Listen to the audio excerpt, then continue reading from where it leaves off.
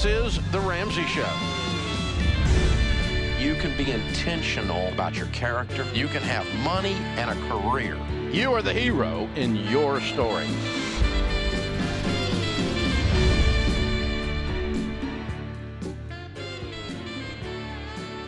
Live from the headquarters of Ramsey Solutions, broadcasting from the Dollar Car Rental Studio, this is The Ramsey Show, where America hangs out to have a conversation about your life and your money. I'm Christy Wright, author of the new book, Take Back Your Time, The Guilt-Free Guide to Life Balance, and I'm joined today by my good friend, fellow Ramsey personality, Dr. John Deloney, and we are taking your calls, 888-825-5225. If you have a call about money, if you have a question about relationships, of course, if you have a question about starting a business, y'all know I love talking about that. We are just a week out of our business boutique event that we had last week, which was awesome. John Deloney rocked it on stage. Was that so fun for you, by the way? That was the most fun, man. They're a great crowd. Incredible crowd, yeah. Okay, so you can tell me the psychology of this, but here's what's fascinating about that specific audience. Because it is 99% women. 99.8%, but yeah, okay, thank you.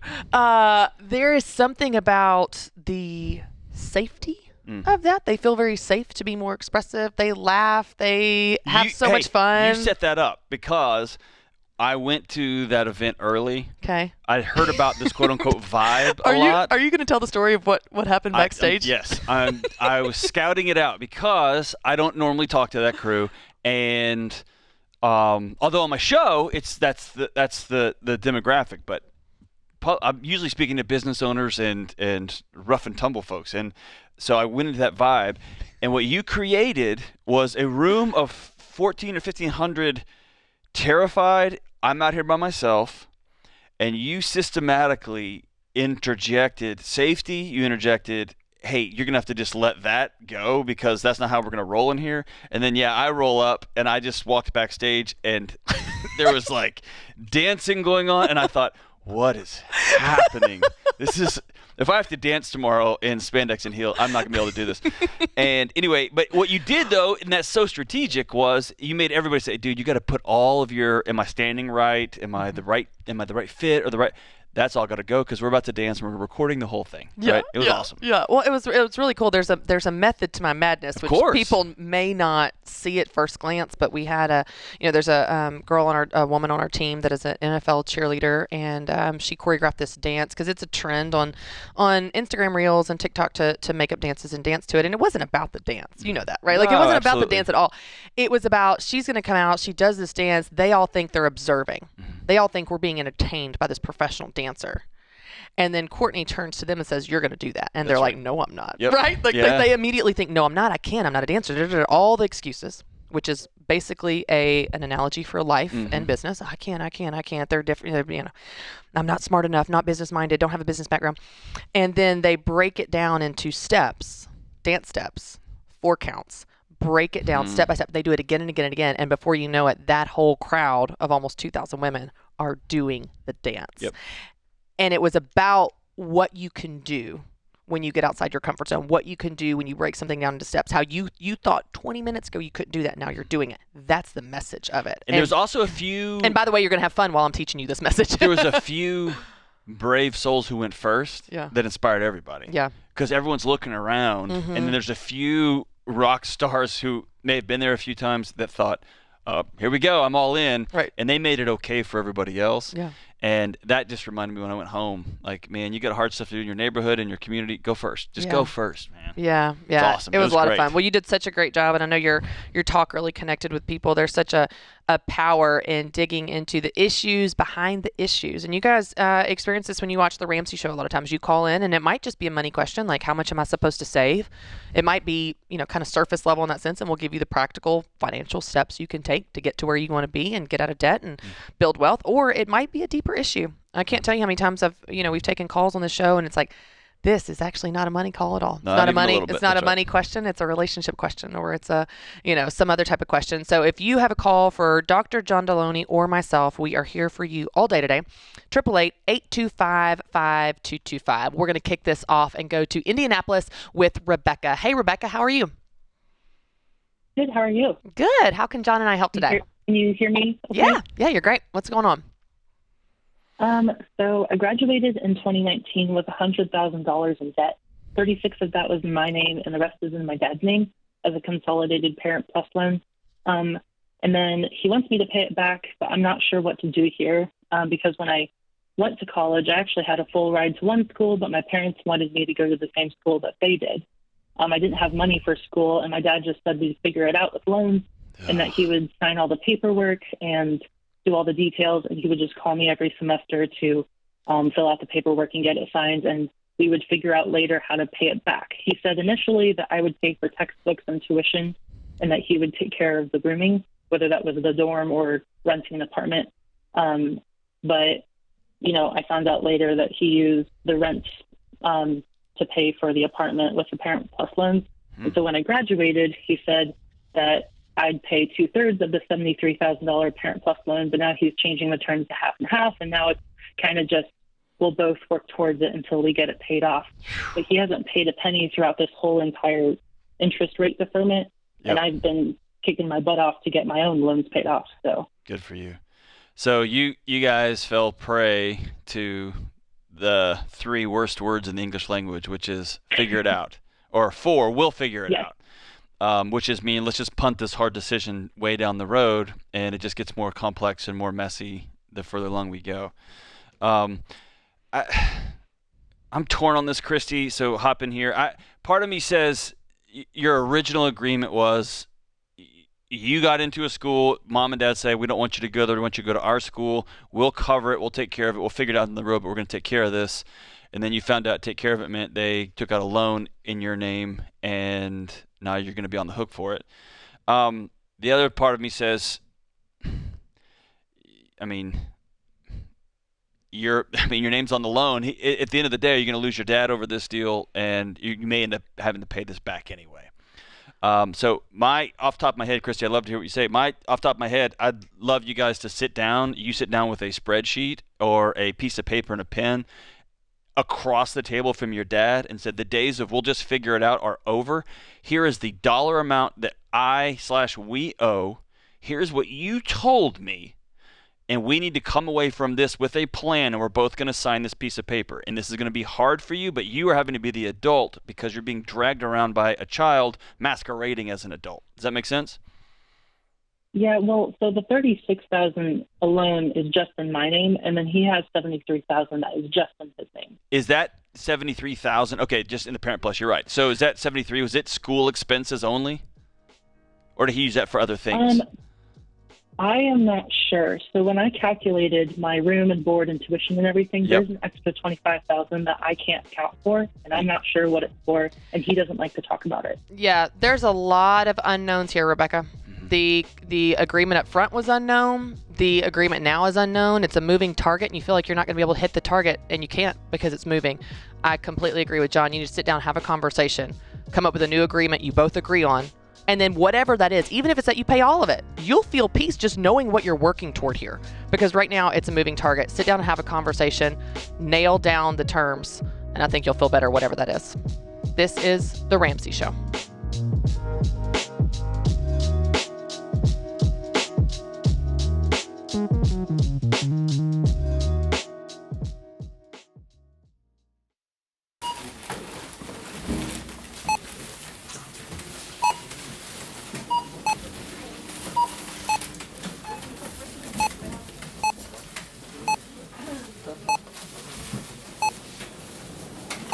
Still on baby step number 1, eh? How'd you guess? With healthcare costs rising, learn how Christian Healthcare Ministries can help you make the most out of your budget. Visit chministries.org/budget. Don't worry, it's worth it.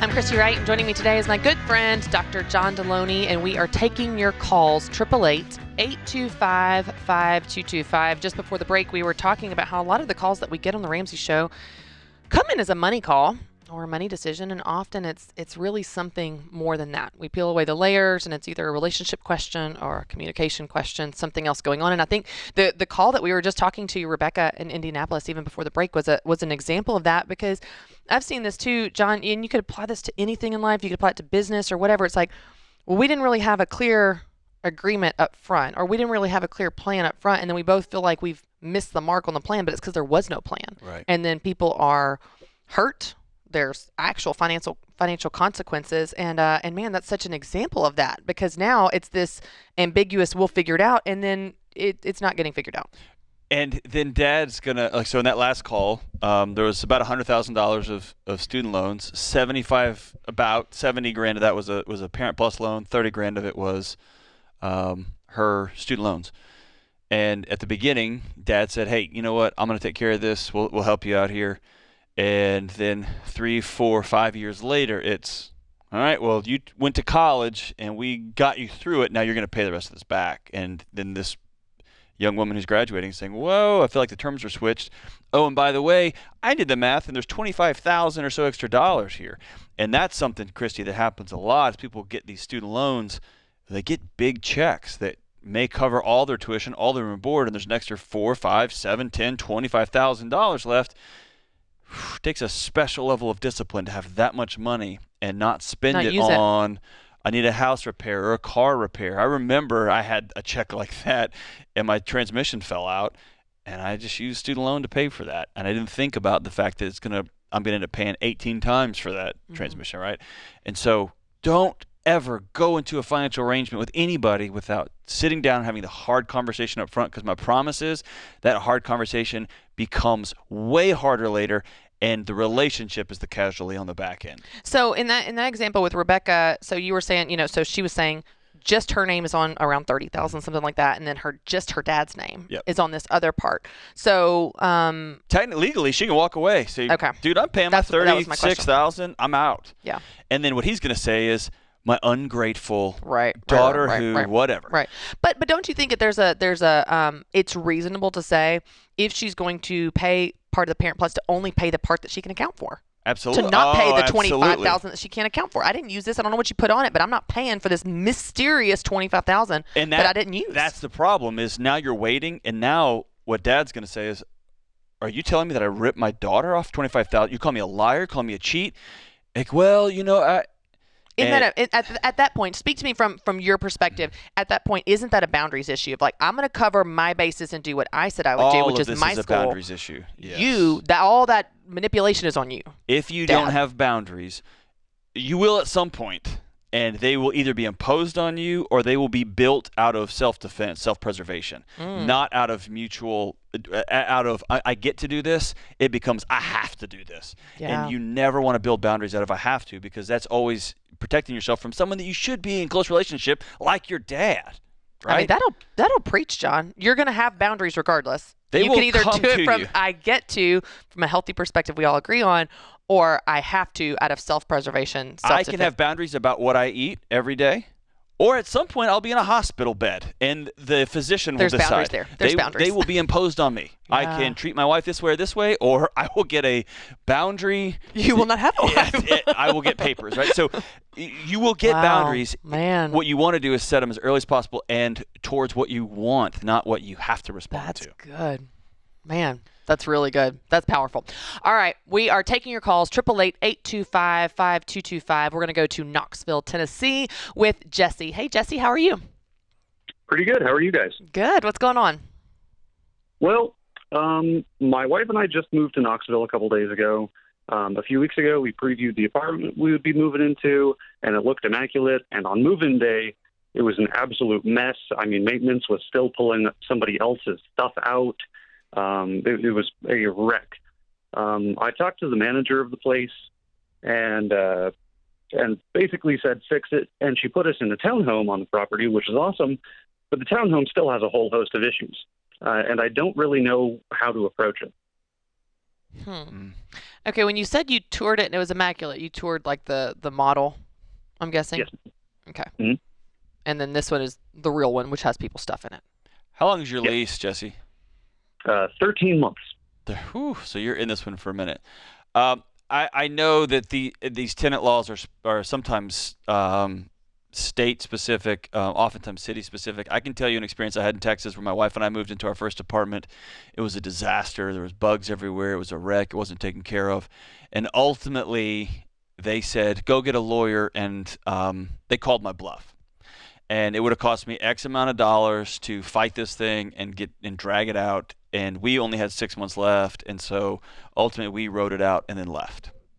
But really, you've got a legal obligation. What I would recommend is that you send stuff in writing, because they do have some legal responsibilities. If you write down, here are the things that are not finished, then you can begin to build a case. So if this is a pattern of behavior, if the things are messy, turns into things that are unsafe or unsanitary, you will have a pattern of in writing, not just, hey, I called over on this day. And if you did call, document that phone call, but just open up a file. And this is super annoying.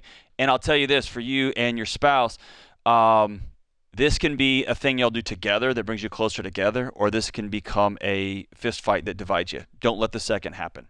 Be intentional about it, and send registered letters, send emails with read receipts on them. And if you do have a conversation, make sure you document that in a special journal there. And so if it does get messy, or if you do decide, you know what, I'm not paying this for another 11 months or 10 months, you can call an attorney and see if they can get you out of that lease. Yeah, I think the one piece of this that is encouraging to me in the context of your story and your question, Jesse, is that they seemed somewhat like they're willing to make it right. Are they? Are they, like, the fact that they put you in a townhome and they're trying to fix it? Are they trying? Or are they just kind of like, yeah, this is it, deal with it? I mean, it's hard to tell because we moved in on Thursday, and then Friday was the first day where we really had a good look at the townhome, but all of our stuff was already here. We've tested out some of the appliances, and they only kind of work. They were closed on the weekend. Otherwise, I would have reported a bunch of stuff, and we just got the last of our stuff from our old place today, and that took most of the day. So, I mean, aside from me saying, fix it, or I'm going to take you to court, and then her putting us in a townhome, they really haven't done anything. They swapped out one electrical socket. Okay. You what? They swapped out one electrical socket. Gotcha. And it may be something that you ask them in writing. Obviously, if I go ahead and fix these things, can I deduct the cost of these from my rent? And if it's a matter of I need to order a new dishwasher, I need to change these plugs out, etc., we can deduct these out from the rent. But ultimately, it's going to be on you to keep immaculate records, communicate in writing, and don't let this steal your character. Don't stoop down to their level. Don't act like an immature brat. Continue to be professional and respectable. Don't make big threats. I'm going to take care of your business, and if they don't take care of their professional responsibility, what they agree to in the lease, then you go about your options, which are really, getting a lawyer. Yeah, and I think it stinks because in situations like this, Jesse, it's one of the things where you just have to figure out which version of hard do you want to deal with? Yep. Do you want the version of hard living in a place that the appliances kind of work, or the version of hard where you're trying to take an apartment complex to court and the legal side? Both are hard. Yeah. You just choose which one. Both have a cost. You just choose which cost that you want to take. And I'm sorry you're in this position. Yep. No one likes to feel misled. And I'm just sorry. Yeah, that really stinks. I do think that if you continue to talk to them, given your options, I would try to get as much leverage as you can while maintaining a good relationship, just because people are going to respond better if you're nice in the process. Just like John said, don't let it chip away at your character where you turn into a jerk. You don't want to be a jerk, and it's not going to get great results in being a jerk. So how can you protect yourself and move forward and in the best way possible with the options you've got? I hope this helps. Good luck to you. This is The Ramsey Show.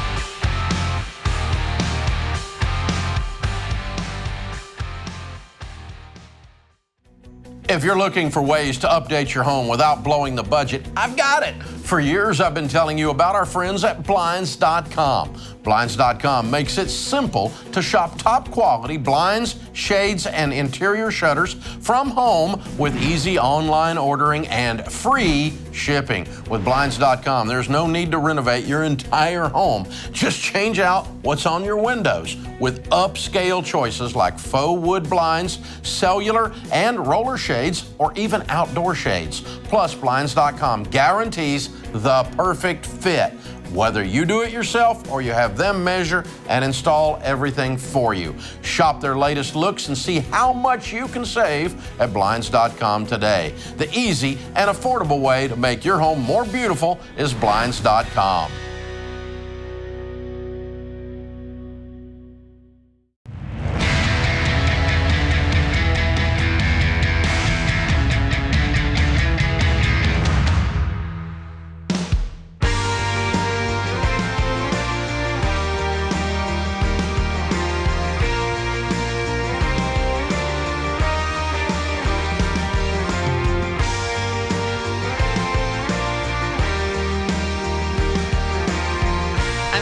Dr. John Deloney and I are hosting the Ramsey Show today for you, and we're taking your calls, 888-825-5225. And with us on the debt-free stage are Don and Joanne. Hey, guys, welcome. Hi.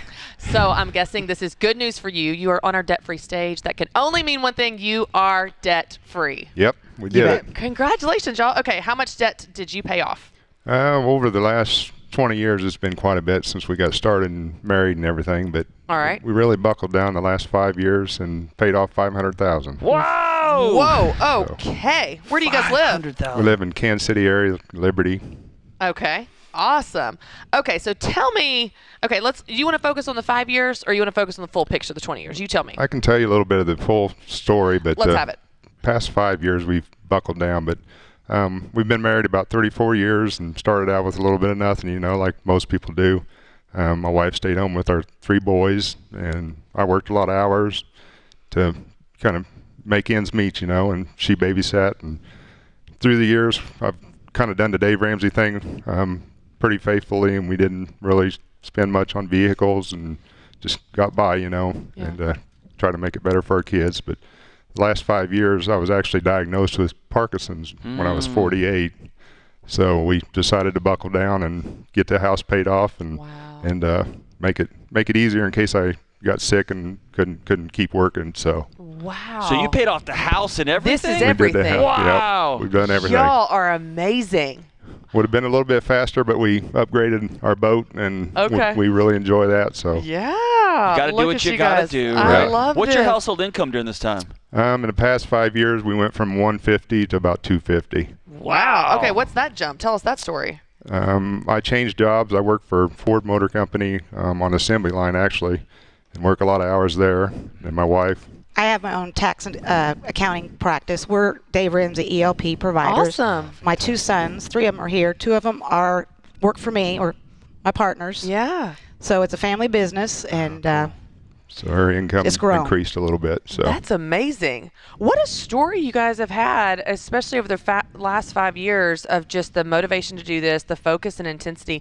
Tell me a little bit about this, specifically the last 5 years of buckling down or saying we're going to pay it all off. So was that $500,000? Was that all just the house, or was there other stuff in there too? $275 was a house, and like I said, we upgraded a boat, which pretty good sized boat. Yeah. You really upgraded. We saw that picture. That's a nice boat. Dave always says boats are a terrible investment, but we kind of bought it at the right time, and then COVID hit, and it's actually worth more than we paid for it. So. Okay. So we can, my boat is fits about 2 people and it's camouflage. There's holes in it. It is not that boat. Yeah. Golly, that's incredible. Look at that. That's where we spend most of our time. So. Wow. Beautiful. All right, so tell me, what in the last 5 years, especially when you guys got really focused and intense, you're like, we're going to pay off the house in the midst of upgrading the boat and all that stuff. What was the what kept you on track? What did that look like in your marriage in a practical way? I probably was the least. He was pushing me all our marriage, and he'll tell you our mentor was my dad. Okay. And I shouldn't say this because he's probably going to hear it, but I swore I wouldn't marry anybody like my dad because he was so tight with his money. And then ta-da! My dad met him. Same name too. Yeah, same name. Don. That's amazing. And my dad met him and turned him into himself. I guess. Don loved Don. Don thought Don was the best choice ever. So, and I was the spender, but the last 5 years, I think I probably cut back and I agreed to help out a lot more. He has worked really, really hard, and I kind of said, okay, let's do this. Yeah. Take us back to that. I mean, your stomach falls through the floor, your heart stops beating when they say, hey, this is your diagnosis, this is Parkinson's. And then you have to sit down and tell your wife, you got to tell your family. Like, take me back to that moment. It's pretty scary, but we both kind of embraced it, and I'm doing fine the last 5 years. So, like I said, we paid that $275 on the house. We had a 15-year loan on it and paid it off in probably 8 years or so. Wow. So we got the house out of the way, and then the boat was a little bit, and cash flowed her new car recently. So it just kind of buckle down and work a lot of extra hours overtime and knock it out. Wow. Y'all are amazing. The Thank dedication is in this face of that diagnosis and the fear and all that, the fact that you guys are buckling down and doing that is incredible. Who were your biggest cheerleaders on this journey, especially this last bit? Yeah, like Joanne said, my father-in-law was probably the biggest influence. Of course, our kids, they've had to suffer a little bit through the years of not having much, but we're here on a trip from Kansas City this whole week, and we're kind of treating them to this deal too, to give them the little bit of fun that we kind of cut out on when we were younger, Yeah. Don, I'm looking at him. I don't see a lot of suffering going on over there. Yeah. You're missing there's twin 3-year-olds over there in the stroller sleeping, so those are our grandkids. Oh, fantastic. Awesome. That's awesome. All right, so for someone listening right now and they are paying off their house feels impossible, and they've got health things that they're struggling with, and they just feel down and discouraged, speak to them for a second. What is the key that gave you guys hope, kept you motivated, kept you connected to each other? Talk a little bit about how you stuck with it, even though it was hard.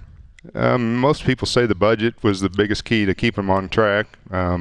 I tried to do that, and like she said, she was a bigger spender, so she would tell me, well, I know what I'm spending. I don't really, need a budget. But I think the biggest thing is just to stay focused and not worry about what other people have. I sent a few pictures of the vehicles that I drive, and drove a 20-year-old car for quite a few years, and now we can kind of upgrade and get some nicer vehicles. And Don, what would you tell somebody who whether they got laid off, whether they were having relationship issues, they lost somebody in the last couple of years, which we all know somebody who's passed away. What would you tell somebody who's wrestling with really hard news? What's their next step? Like I said, just have faith and keep your head down and buckle down, and anything's possible. I've actually got a guy that I work with at Ford. He's under 30, and I kind of influenced him a little bit 5 years ago, and he's actually paid his house off already. Wow. So anybody can do it, and his wife stays home a lot too. So that's incredible. Good for you, man. Y'all are amazing, and I'm sure that's just one example of the people that you've inspired. And right now, you're inspiring millions more with your story. So thank you for sharing that, and thank you for just the testimony of that hard work. All right, y'all, we have got a copy of the Legacy Journey for you, because that is definitely the next stage in your journey, and you're already on it with paying off the house, which is incredible. And we've got a copy of the Total Money Makeover. You can give that as a gift to a friend, pay it forward, maybe get somebody kickstarted on their journey. Do you want to get Kyle and Andrew and Cody up there? Yeah, you want to get the kids up there? Get them up there. That'd be awesome. All right. We have got Don and Joanne everybody is. with Kyle, Andrew, and Cody. Y'all look so good. From Kansas City, paid off $500,000, including the house, over 20 years, but really buckled down the last 5 years, making $150,000 to $250,000. Count it down. Let's hear a debt-free scream. 3, 2, 1. We're debt-free! Woo! Yeah!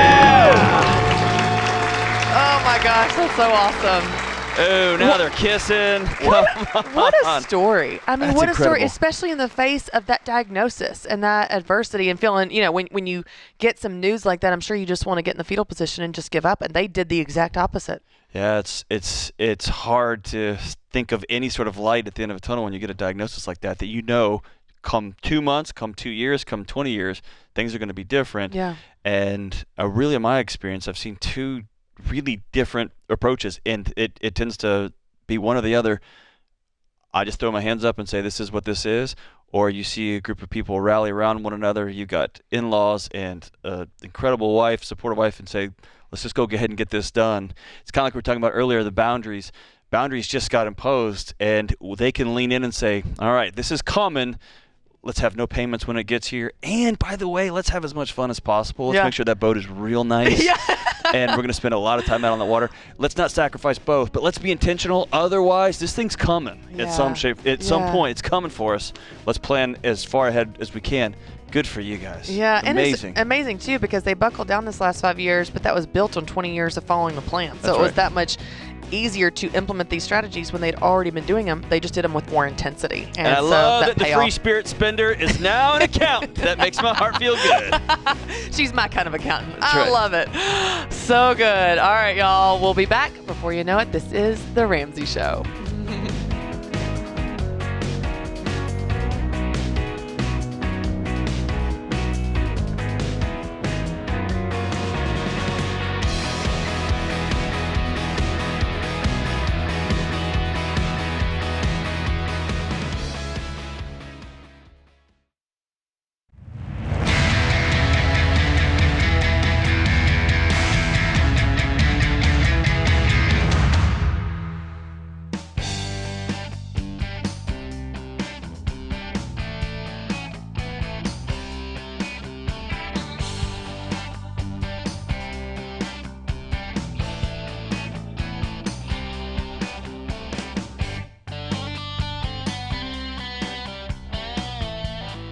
I'm Christy Wright. Joining me today is my good friend and fellow Ramsey personality, Dr. John Deloney, and we are taking your calls, 888-825-5225, and we're going to go to Harrisburg, Pennsylvania with Evan. Hey, Evan, how are you?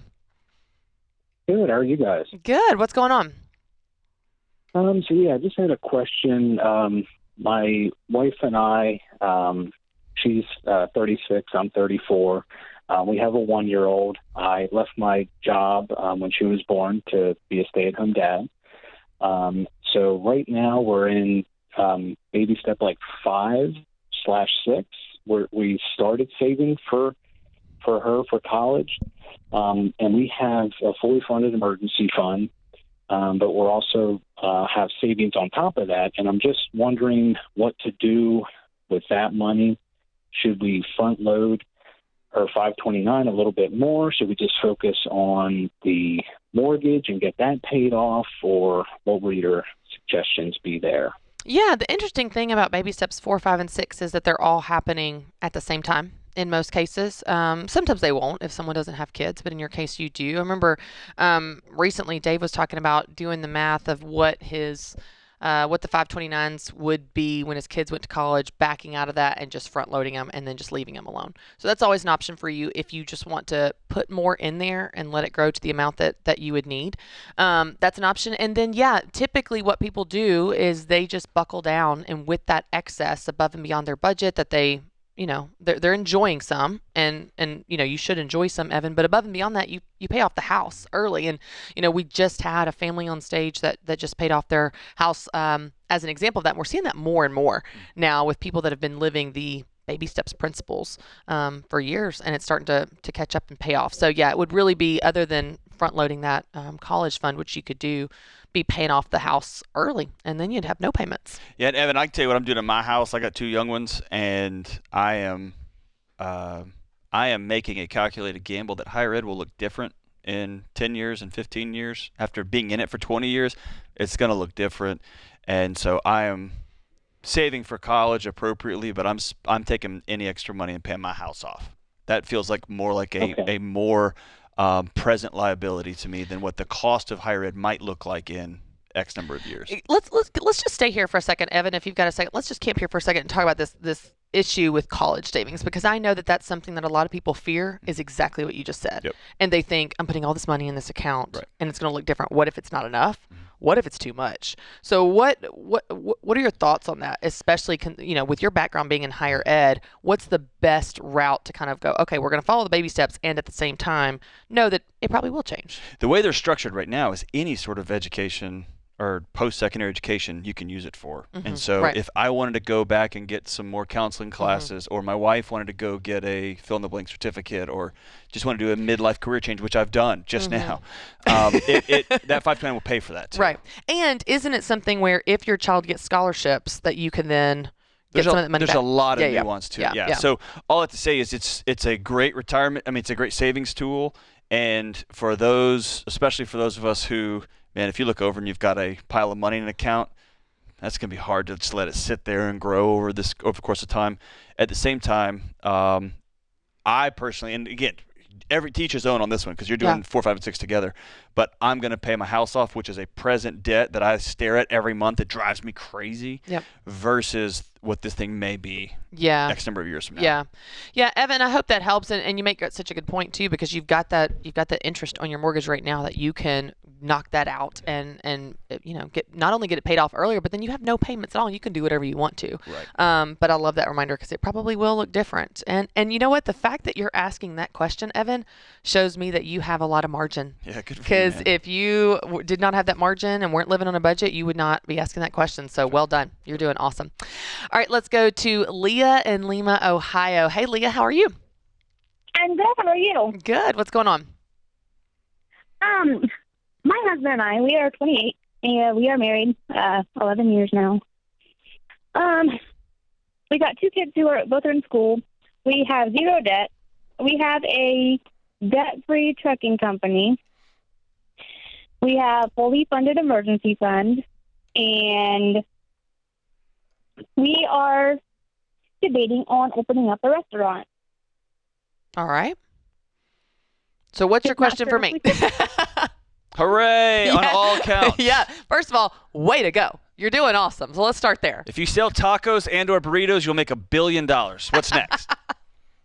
No, you'd be sitting on the toilet. Okay, so what can we do? What can we do to help?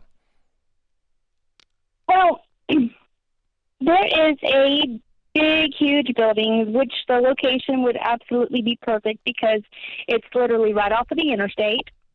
There's plenty of parking, especially for truck drivers. And this building has like a section in the front, which could be the restaurant part. The kitchen is in the middle. There's like a little tiny bakery type thing on the side with a drive-through window. And on the other side of the kitchen is a huge like hall, like would be perfect for like wedding venues or wedding receptions or birthday parties or whatever. Oh, Leah, you're already in love. Leah has got the vision. Leah is already in love. Oh, no. And then, like, in the very back, there is, like, this little office, and it would be, like, perfect for the trucking company. Leah. And so, like, there's, like, 3 things right there in a row. Don't do it. I just don't know if we should do it or not. If you've got the cash, do it tomorrow. If you don't do it. Okay, let's start with that part of it. Do you have the money to do this? The savings to cash flow? Right now, our trucking company would be able to fund it in cash. Okay. And we have the deposit and the first month's like lease payment up front in cash right now. Yeah. Okay. So you've got something to work with, which is great. Here's a couple things that I would encourage you to do. Number one, I would encourage you to take that big vision that you have, and I see it. You can see it. You can see the people. They're getting their coffee. You've got the office. Like, you can see it, Leah. I hear it in your voice. You can see it. What I'm going to need you to do is back out of that idea to the babyest version of that idea you can think of. Is it just the front space? Is it just the tacos? Is it just the office? Like, what is the minimum idea that we could start with to prove this concept? Is it just to build out of just the front and you're going to serve some baked goods and you're going to prove that truckers are going to stop at this place and get their, okay, I want the baby version that's going to be the lowest cost because then it's the lowest risk. While you prove the concept, get some more money in the door to fuel, fund, all that, the expansion of it to then the second part and the third part and so on. I got a head tilt to the wedding venue because I'm not having my wedding where truckers are hanging out. You just told me it's a restaurant, wedding venue, truck driver hangout, and bakery. It's a truck stop meets your dream wedding. I don't see that. That could be a reality show. Right. I don't know. Leah, maybe I just don't have the vision. But let's start with what you know will work, which is possibly a restaurant, a quick serve, food service off the interstate for your target market, which happens to be the trucking company that you're already working. So I want you to definitely come up with your baby version idea where you can prove this. Part 2, you need a real business plan for this. What stages are you going to do? What things? How much is each stage going to cost? How are you going to operate it? All the details that are not as fun for visionaries like you and me, but they need to happen. So think of the staffing and all of that information. And then I want you to think through even the record keeping piece of this, because when you said the trucking company is going to fund it, I just want to make sure that, when entrepreneurs get into things, sometimes that money can get mixed and it becomes a nightmare for taxes and record keeping. So just make sure part of your business plan is getting all of your accounting in order for the expenses of this. Christy, you work with business owners all the time. Can I tell you my first big head tilt? Tell me if I'm crazy here. Tell me. Don't put a penny down on a lease until you have gotten a contractor or two in there to tell you how much converting a kitchen and building it and all that, because that build out may be $600,000-$700,000, and if you don't have the cash to do it, don't do it. Well, and I'm thinking too, like just set up literally a taco stand in the front with no commitment, no lease, nothing. Prove the concept before you make a commitment. That's and be the idea. wary of the word perfect. We do that in relationships and businesses. It's never perfect. It's never perfect. Oh, it's a good note to end on. All right, I want to thank producer James Childs, associate producer Kelly Daniel, my co-host Dr. John Deloney, and you, America. This is The Ramsey Show.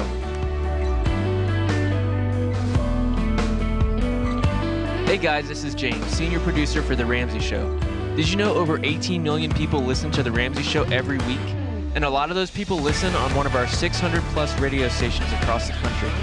To find a station near you, head to theramseyshow.com.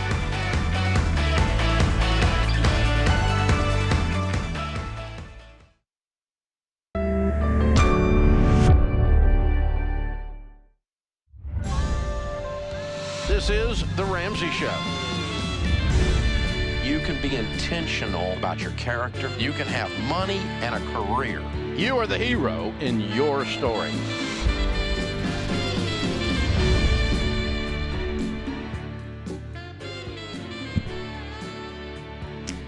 Live from the headquarters of Ramsey Solutions, broadcasting from the Dollar Car Rental Studio. This is The Ramsey Show, where America hangs out to have a conversation about your life and your money.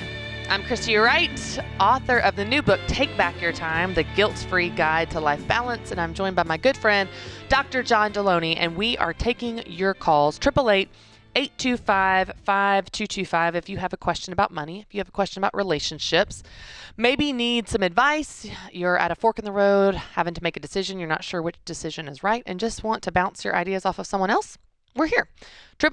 888-825-5225, and we're going to kick off this hour by going to Orlando, Florida with Holly. Hey, Holly, how are you? Hi, I'm great. I'm so excited. How are you doing today? Good. We're excited to talk to you. What's going on? Good. Thank you so much. I am a single mother. I'm 40 years old, and I have a little miracle baby 2-year-old daughter. And I am trying to determine right now whether or not I should sell my home to take advantage of this market and perhaps move in locally with my mother for a year or two. Even though I know in my heart that probably is not the smartest move, it might be the best financial decision to help secure my future. And I just wanted your advice, just kind of wanted to bounce a couple ideas off of you and see why it might make sense and might not. Yeah, well, I'm so glad you called, first of all. I'll tell you my gut response, and then I want John to talk about this because I'm sure from the relationship aspect, he is much wiser than me. I can only speak from my experience, and that is that if I want to have a relationship with my mother, I should not live with her. And I love my mother. Love her living in a different house than me, most of all. And so for me, what immediately jumps out to me, Holly, is not just that relationship piece that, of course, I'm looking at it through the lens of my own relationships, but is that real estate typically only goes up anyway. And yes, the market is hot right now, but you're not going to lose money if you stay in your house. Your house is secure. Your house is safe. I mean, real estate goes up typically. So my thought, my gut is no, stay, especially when you said, I think I know, I think that's not a good idea from the relationship aspect. You don't need to, unless you do. I mean, is there some financial burden that you didn't mention? Do you have a lot of debt? What's going on with your other finances that makes you feel like you need to sell it to have that money? Yeah, I think the biggest concern is that I am 40. And I only have about $60,000 so far in retirement. I've been following the baby steps for the past 4 years. cut up my credit cards. I paid off $30,000+ in credit cards over the past 4 years, and I just paid off a $50,000 student loan in September. Congratulations. That's huge. Thank you. I went back as kind of a non-traditional student, earned my MBA in 2015, and went from earning around $40,000 a year to now I make about 86 and change. Wow. Yes, Holly, you're amazing. You are amazing. Thank you. So I feel like I'm on a really good upward trajectory. However, now being a mother, there are daycare expenses, additional insurance costs, things like that. So I'm on baby step 2, but I only have about $3,000 left of attorney's fees, and that was for a child support related case. Mm-hmm. Unfortunately, that's still an ongoing battle and kind of a variable. But so that's kind of where I am. I feel like I'm in a decent position, but I'm a little bit behind in retirement. I am eager and anxious to begin or to resume a college savings fund for my daughter, and to get the 3 to 6 months of security put in the bank for us. So yeah, that's kind of where I stand. So Holly, here's been my experience over the last 24 months. Tell me if this rings true with you at all. Okay. Every single media outlet on the planet, I guess except for this show, where everybody seems to have kind of a still pulse, is rattling every cage they have. They're banging every pot and every pan and every gong and every drum, letting you know that you're not okay, you're not safe, you're not fill in the blank. You're not enough, you should have been, oh my gosh, and this is all coming down. Mm-hmm. What you just rattled off to us is that you got $3,000. You've been busting it, both in your academic life, in your professional life, in your personal life, and then ta-da, you got a kid, and hey, let's figure this out. We're going to keep going. You are walking, like as Dave talks about, the tortoise and the hare. You're the turtle. You're just getting up every day, and you're grinding it out, and you're working hard, and the next day you're working hard, and the next day you're working hard. Do you have a math issue when it comes to retirement? Yeah, you're 40. I mean, you got some money. You need to start socking away. But you are well on your way. And what every system is telling us is you better do something. Dump all of your money, cash it all out, buy Bitcoin, do all this crazy stuff. And then there's Holly getting up every day, being disciplined and doing it and doing it and doing it. I'm going to follow Christy, man. Unless you tell me something catastrophic is happening, you've got to get out of this house. I don't like this house. It's not safe. I want your mother to be your young child's grandmother. I want y'all to love going out there for Sunday lunches. And I want you to just keep those negative voices telling you that you're behind, that you're not enough, that you screwed up. Keep those at bay. Keep those out of your head. Turn the stupid thing off and keep plugging away step after step after step after step. And you're going to look up at 50 and you're going to have paid off your house. You're going to have no debt left. You're going to have settled this nonsense legal stuff. You're going to be debt-free, and you're going to be able to cash flow college. You're going to be able to save up for college. Your retirement's going to start adding up. It's just doing the small things day after day after day. Yeah, and Holly, the thing that stuck out to me when you were telling me a little bit about your finances and your situation, you said you don't have much saved in retirement, and I'm 40, and I thought, oh, you're young. Yeah, you're a child. 40, you're doing amazing. You are like a blink away from being debt-free. You are so stinking close to being debt-free. You're going to get your 3 to 6 months of emergency fund really quickly after that. And then you're going to be adding to your retirement, and you'll be able to speed that up and pick up once you don't have these payments behind you. You are doing absolutely fantastic. I think sometimes when we get so motivated and excited, which is a good thing in order to work the baby steps and pay off our debt and so on, we want to fast forward it. You cut corners, and you don't need to. If someone was in a desperate situation, we'd say, yes, sell the house. To your point, you're not in a desperate situation at all. You're actually in an awesome situation. You're doing really, really great. And despite the hurdles that you've come across the last few years, you're pursuing further education. You've increased your income by double. You've got a home, a safe home for you and your child. You're really doing amazing. And so if we're the only people that are telling you this right now, let us be the people that are telling you you're doing amazing. Yeah, you're doing get some different friends. You're doing a great job. You will get your retirement in there when you get to that baby step. Don't even worry about that right now. Pay off that last bit of debt. Work on your 3 to 6 months. Stay in your home. I think stability is even a better thing when you've got other things going on. You're doing great. The answer to your question is you're doing great. And put it this way, it will cost you something to move. It'll cost a piece of your soul. It will cost your relationship with your mom. It'll cost your relationship with your child's grandparent. It'll cost you something. not imaginary equity. Yeah, that's good. This is The Ramsey Show.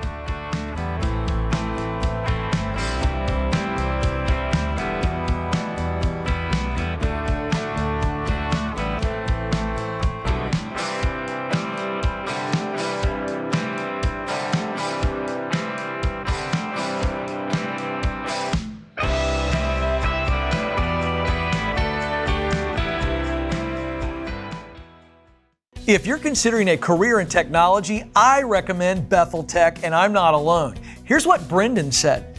Before Bethel Tech, I was driving Uber. Within 4 months of graduating, I got a job paying $60,000. About 2 years after that, I got a remote job that pays me $130,000, all thanks to what I learned at Bethel Tech. You could be next. Get started today at betheltech.net and get $1,000 to $2,500 off of your tuition. Again, it's betheltech.net/Ken Coleman.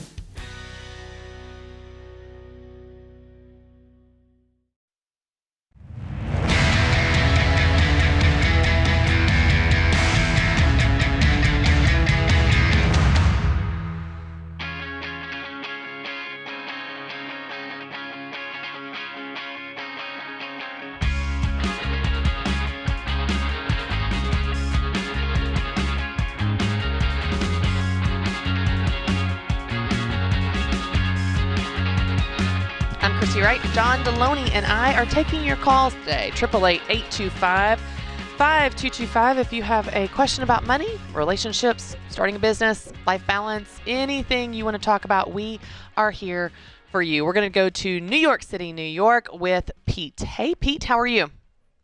How you guys doing? Good. What's going on? I'm the proud owner of a Tesla 3, a 2019 Tesla 3, and I've noticed that the trade-in values for used cars, and in particular Teslas, are very high, almost as high as what I bought it for. And I did a quick research. Kelley Blue Book puts my trade-in at around $49,000. Cost of a new Tesla 3 with 0 miles on it, obviously, is about $57K. So I was wondering, should I go for it? I have 20,000 miles on the car I have now. Or realizing that I probably won't always get a chance to lock in on such a high trade-in, or should I just go old school, like my dad would say, and just drive it into the ground, which is what I had planned to do before these trade-in values went haywire. What do you guys think? Okay, so I don't want to answer this question in a vacuum outside the context of the rest of your finances. So let's talk about how the rest of your finances are doing. Do you have any debt? Just my mortgage. Okay. And you have a fully funded emergency fund of 3 to 6 months? Yep. Okay, cool. So I guess the thing that sticks out to me, and we've got a lot of calls like this, and John, you jump in on this. The thing that's interesting is people are asking questions. Should I do this? Should I sell my house? Should I trade in my Tesla in this example? Just because the opportunity is there, when really outside of the opportunity or perceived gain, you like the car that you have. You like the house that you have, whatever. So I guess, is it just purely because you could make a good return on it? Well, it's not a good return because I'm actually losing money. Not a return. I'm sorry, not a return. What I mean is like the value that you're getting back is more than you would expect to get in this market. That's what I mean to say. Historically, trade-in values for used cars are high, and it's high for Tesla 3s. I read that's like the most in-demand car. Maybe I'm wrong, but that's just what I read. So you got 20,000. You got 20,000 miles on it. Yep. So you're basically paying a $17,000. Is that about right? $10,000. What you're going to turn around and go buy another Tesla? What's the gap? It's a difference. The gap's about 9,000. Okay, so you're paying. If you had 100,000 miles on this thing, or for a Tesla, you'd have 200,000 or 300,000 miles on it. Yep. That makes sense. It sounds like a lot of headache, and you're trading $9,000 for 20,000 miles. I mean, a 2019 with 20,000 miles. In my mind, again, I drive old cars. Feels brand new. No, I agree. What about this new Tesla? So let's change the whole math problem here, or not the math problem, the psychology problem. What about this new Tesla is more exciting to you than the current one that you have right now? honestly, and I think you're kind of getting at what is the emotional thing driving this, if I'm reading your question right. And I'm just asking, are you excited about the new Tesla? It's not a whole lot better than the one I have now. It's just, there's a couple upgrades, but it wouldn't be like a way better car. It would be close to parity, just newer. I guess what I'm really worried about is, or not worried, but am I going to miss this window where the trade-in values are as high as they are, and then I'll be kicking myself in 5 years when I'm trading the car in for $15,000 when I said, you dummy, why didn't you trade it in when you could have gotten a better deal for it? But you're talking about a 2-year difference here, man. And 20,000 miles. Yep. I think it's a perception thing. Yeah, it's a perceived loss. Yes, it's like this. I've got to jump on this, and it's that fear of what if I miss out? To your point, but there's nothing that great about the new car that you want, need, whatever. You like your car, and so it's more the opportunity that seems shiny. And I don't think there is a cost to it, not just the financial cost, but there's also the headache cost. And I think it sounds like you and your car, you're in a great situation. I don't think it's something you need to do. Yeah. So we have there's an incredible book by Daniel Kahneman called Thinking Fast, Thinking Slow. And one of the things it talks about is we are so hypersensitive to perceived loss, even to the point that we will go after perceived loss at the expense of known gain. Right. So the hardest thing for anybody to do right now is to just say, I like my house. Well, I know on paper, imaginary, it's worth more. Nobody's handed me cash yet, so it feels like it's worth more, or my car, or my whatever. I guess I got to do something now because I have to get this good deal, or 3 years from now I'm going to be mad I didn't get this great deal. Not ever asking yourself, dude, do you like your car? And do you like your situation? And do you just want to throw $9,000 at a thing that might make you feel better 3 or 4 or 5 years from now? That just seems bonkers. Yeah. You're debt free. Do whatever you want, man. But if it's me, I'm going to go, that's cool. Yeah. And I'm glad that my car has got high value. I'm going to keep loving my car, and then I'm going to go about my day. Yeah. Yeah, and the thing I want to highlight is you're in a great position, Pete. The fact that you're even asking this question, you've done really well with your finances. You're debt-free. You're in a great spot.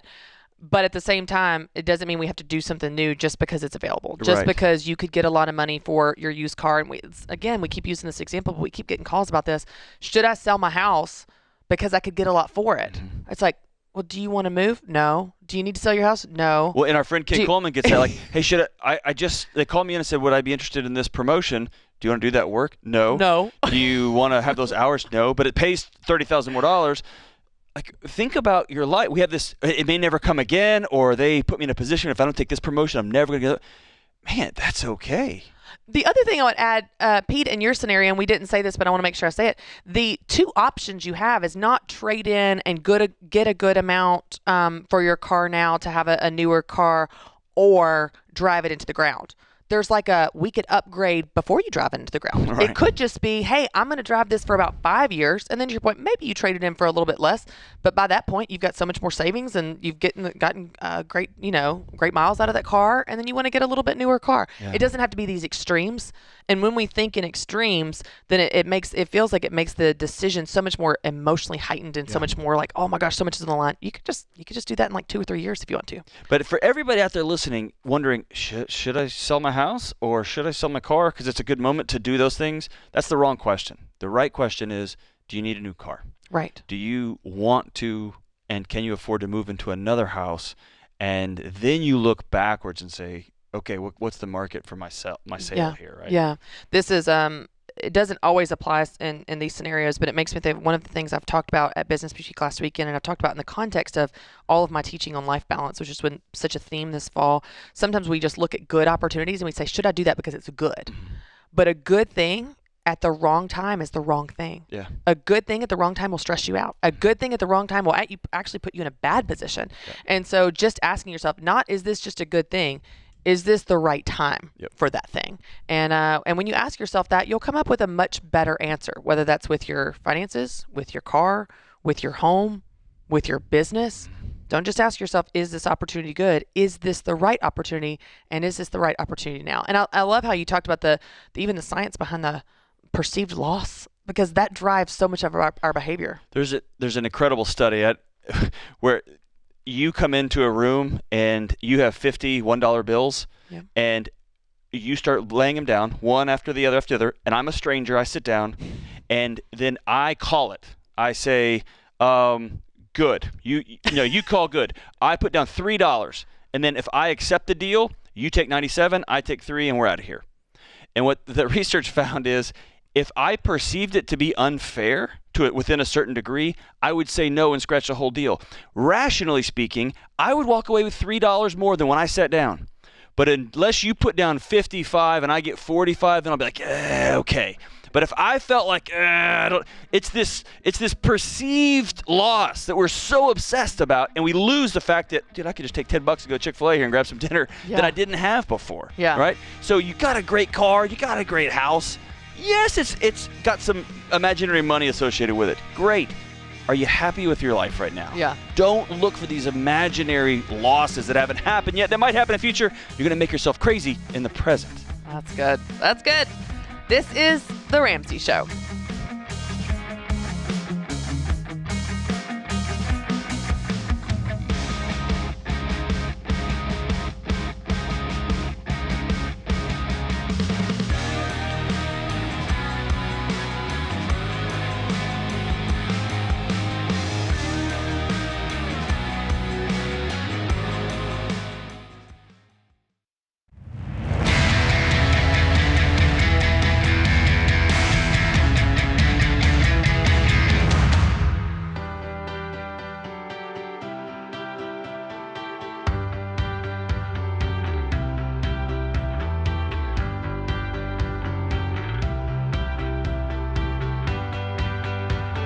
I'm Christy Wright.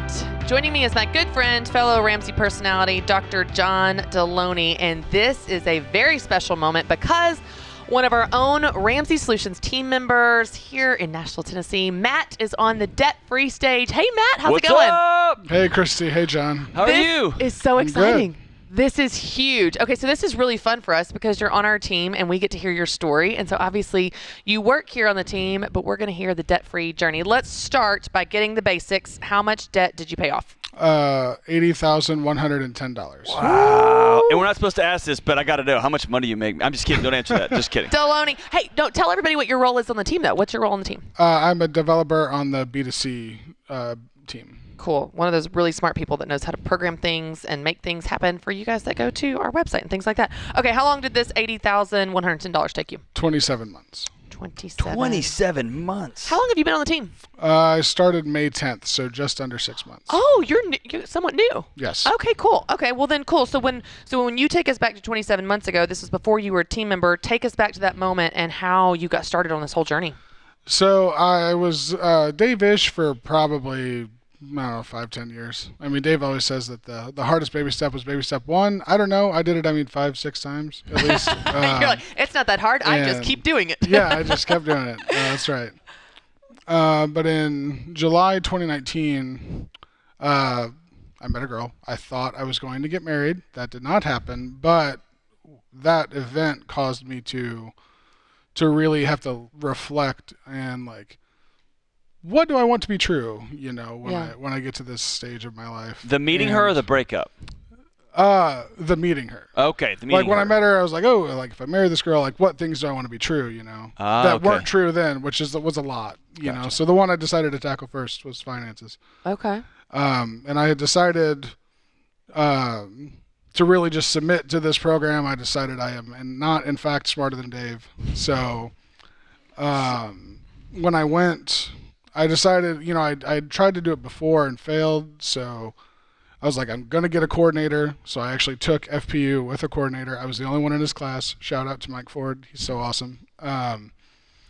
And, having that, the accountability from the coordinator and then the accountability with some friends in my family, those two things really were the difference in the 27 months. That's awesome. Well, I'm really impressed that when you decided to commit to it, you did something different in order to have different results. Going through it with the class, having a coordinator, having different people around you, because a lot of people, they will attempt to do something like pay off their debt multiple times, and when they don't, it kills their confidence that they can, because I tried that, didn't work, and you're like, tried that, didn't work, I'm gonna do something different so that it does work. and you did that, which is awesome. I didn't ask this, but what kind of debt was it? So it was, I owed my parents $1,200 from them fixing my car. I had about $10,000 credit card debt, $20 on a car, and the rest was student loans. Okay, gotcha. So a little bit of everything. How old are you, Matt? I am 33. So this 27 months, $80,000. You hit the gas when you turned the corner. You said enough's enough. What lit that fire? You know, I'm a Enneagram 1, so like once I got convinced to do it, and once I had the accountability and the structures in place, you know, I just hit it. And I also should say, probably the most tactical thing I did though was I really just leaned into God's calling for me. You know, the first was submitting to this program, and God really blessed that. And then I had felt for a long time, probably at least a year, probably, that I should increase my tithe from tithing off my net to tithing off my gross income. And I'm not a prosperity guy. The only thing that I think God owes me when I read the New Testament is a butt kicking. So, but I had felt called to do that for a really long time, and I finally did it, and I was really, really nervous. But those two events together led to my income going up $47,000 in 6 months. Wow. Very cool. Just from, that's all. And I'm good. I mean, I'm willing to believe I'm good, but I'm not that good. Yeah. Well, there's such a principle in there, and it can get into, you know, people can have opposition, say, oh, prosperity, all that. But I have just found again and again and again, obedience precedes the blessing. And it wasn't about the amount of money necessarily, probably. It was about the obedience to the plan, and your word submit, obedience to tithing, whatever it is, just doing what God is asking you to do. God blesses obedience. Absolutely. And you were just such an example of that. Okay, so Matt, you have heard the debt-free calls, you know, people call in. What is the key for you? And I know you have an interesting story because 20 of the months were not on this team, 6-7 of the months were on this team. For your seat and how you've walked this out, what do you think the key was that helped you actually do this? So I mentioned the tactical thing. The biggest strategic thing, I think, was evaluating my previous times that I had failed and really just knowing my why. You know, AO always says that if your why doesn't make you cry, then the price of commitment will. And that, for me, that was so true, that like I knew why I was making sacrifices. I mean, the car that I had debt on, I sold it, and the one I replaced it with has had probably $3,000 worth of repairs at least, like, you know, one right after the other. But I still kept going because I knew it was worth it, though. I still had the why of why I had done it, so I knew I didn't, like, even though I was tempted to just go buy another car on payments, I was like, no, that's not why I sold the other one. That's, you know, I'm getting out of debt. It matters. So. Yeah. Well, as a member of our team, I don't want this to be lost on the listener or anybody watching this, but especially on you. Look around here, man. Everybody stopped working. They come out here to cheer on the brother. And as you've crossed this incredible threshold and you head into whatever's coming next for you, I want you to never forget you're not alone in this deal. And it's incredible. I just am reminded every day when we show up to work here, when somebody high-fives you, says, good job, you've got an army of people here doing this crazy life thing together with you, and they got your back for whatever comes next, right? Yeah, so good. Okay, who else in this journey have been your biggest cheerleaders? So my parents were a big help. During COVID, I ended up staying over there a lot because I work remote. At the time I was working remote, and I mean, I would go like days without talking to anybody in person. So I ended up over at my parents a lot. They also have an anxiety-ridden dog that I needed to take care of. So I did that. And then my buddy Aaron and his wife Sarah are both, they were both my accountability partners. I want to be like both of them somehow when I grow up.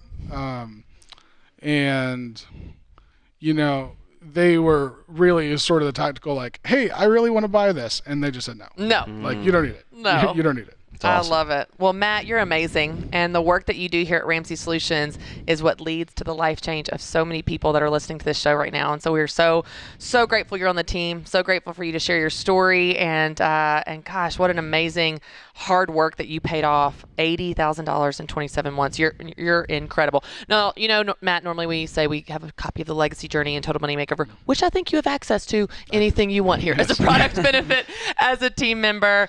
All right, Matt.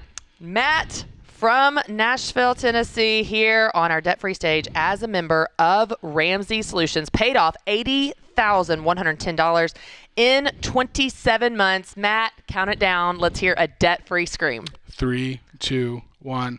I'm debt-free! Woo!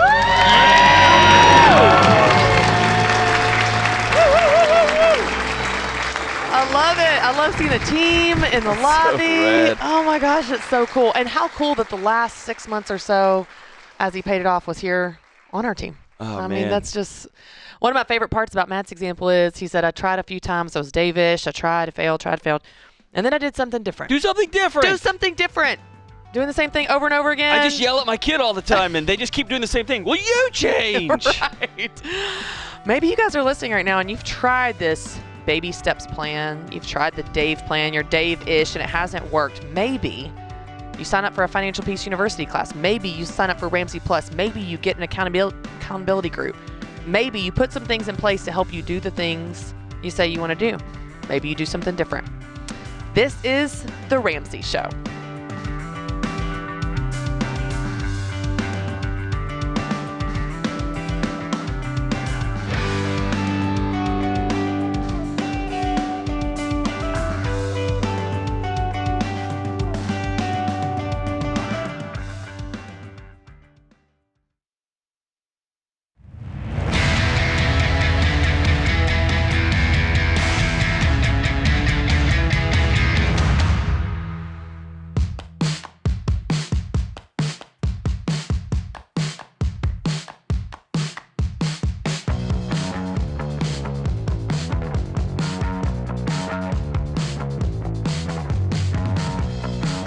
Right? Dr. John Deloney and I are taking your calls, answering your questions. Got a question about relationships, money, starting a business, or the $1 million question, how do you balance it all? It's one of my favorite ones to answer, especially these days. We are here for you, 888-825-5225. The answer to that question is like $20. You wrote a book on it, didn't you?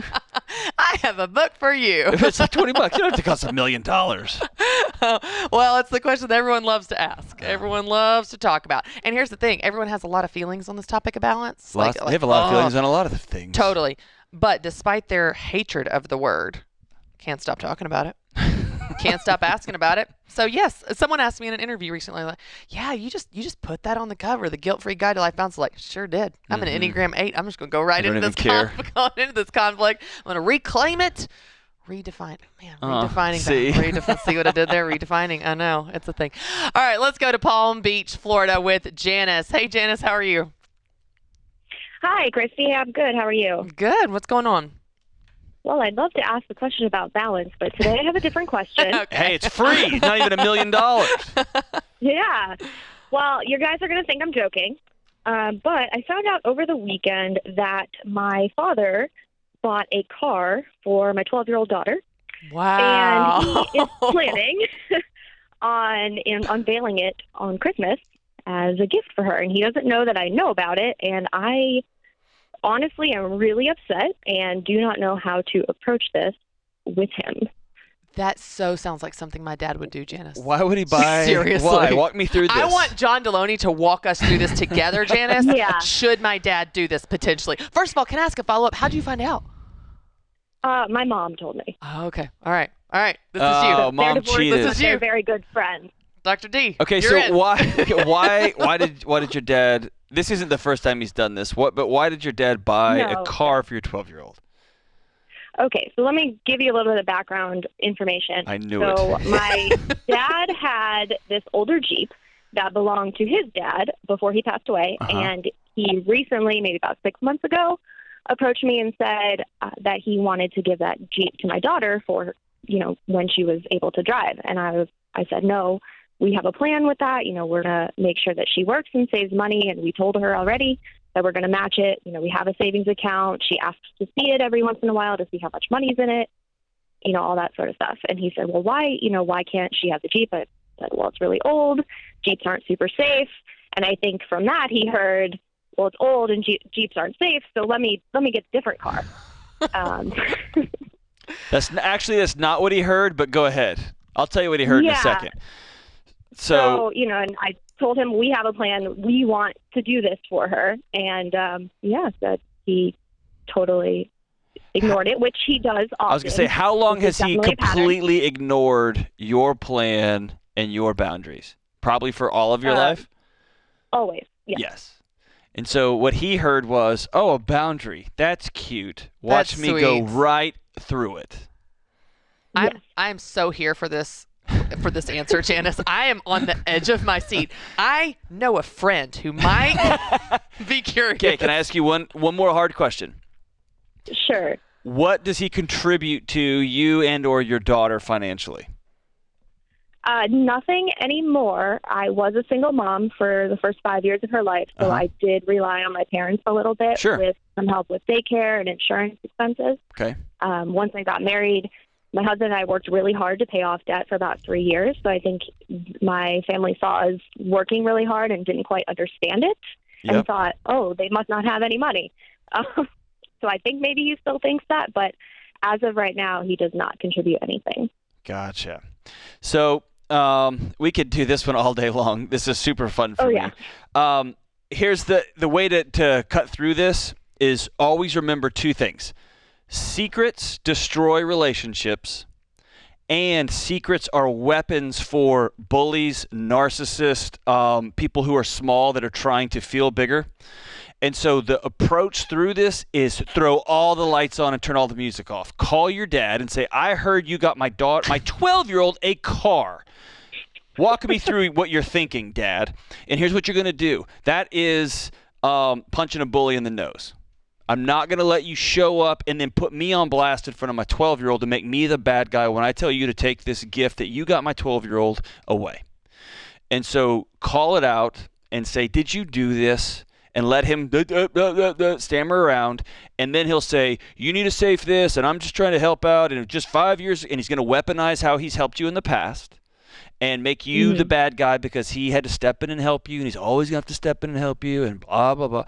And this is where this is going to become important. You laid a boundary down. When he said, I want to get her the old Jeep, I want to fix it up and give it to her, and you said, no, we have a plan. Well, now he's calling your bluff on your boundary, and we get to see what you're made of. Okay? This is where you're going to have to say something hard like, if you bring a car to my house, I'm going to have it towed away. Or you are not welcome at Christmas if you show up to my house with a car for my 12-year-old.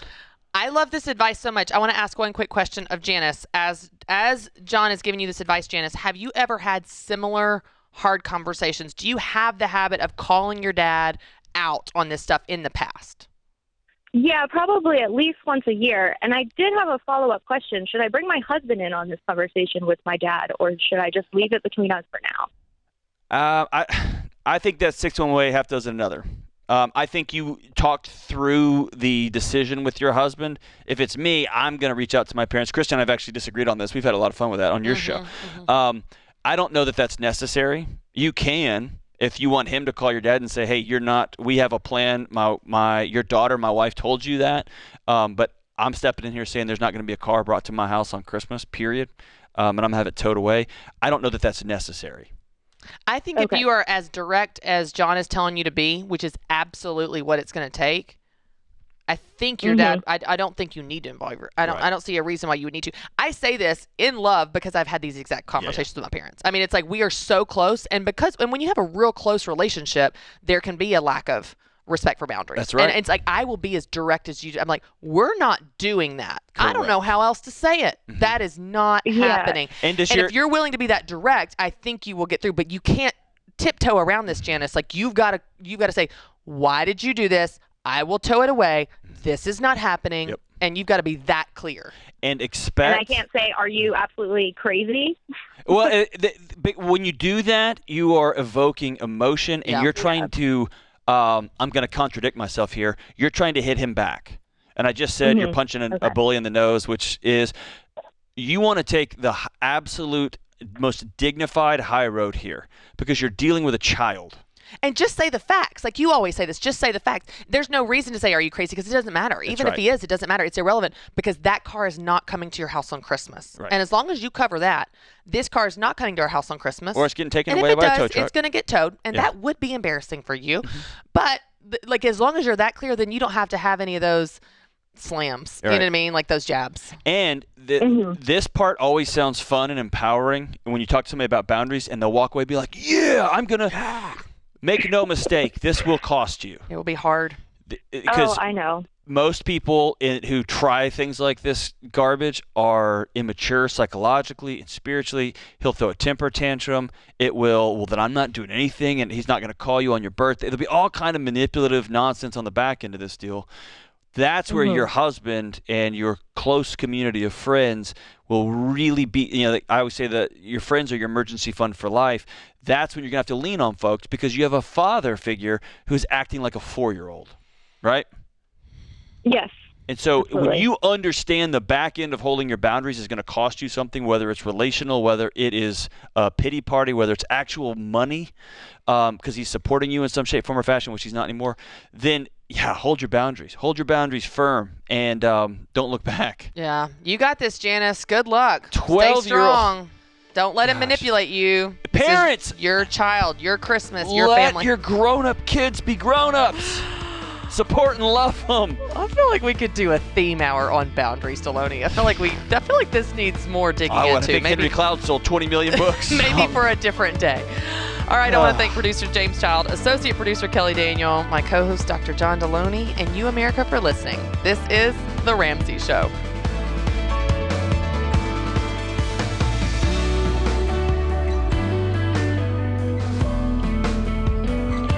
Have a friend or family member that needs a daily dose of Ramsey advice in their life? Let them know about the Ramsey Call of the Day podcast. It's a quick hit of advice about life and money in under 10 minutes.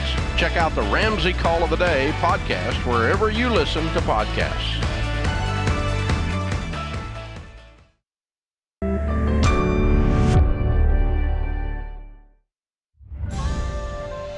This is The Ramsey Show.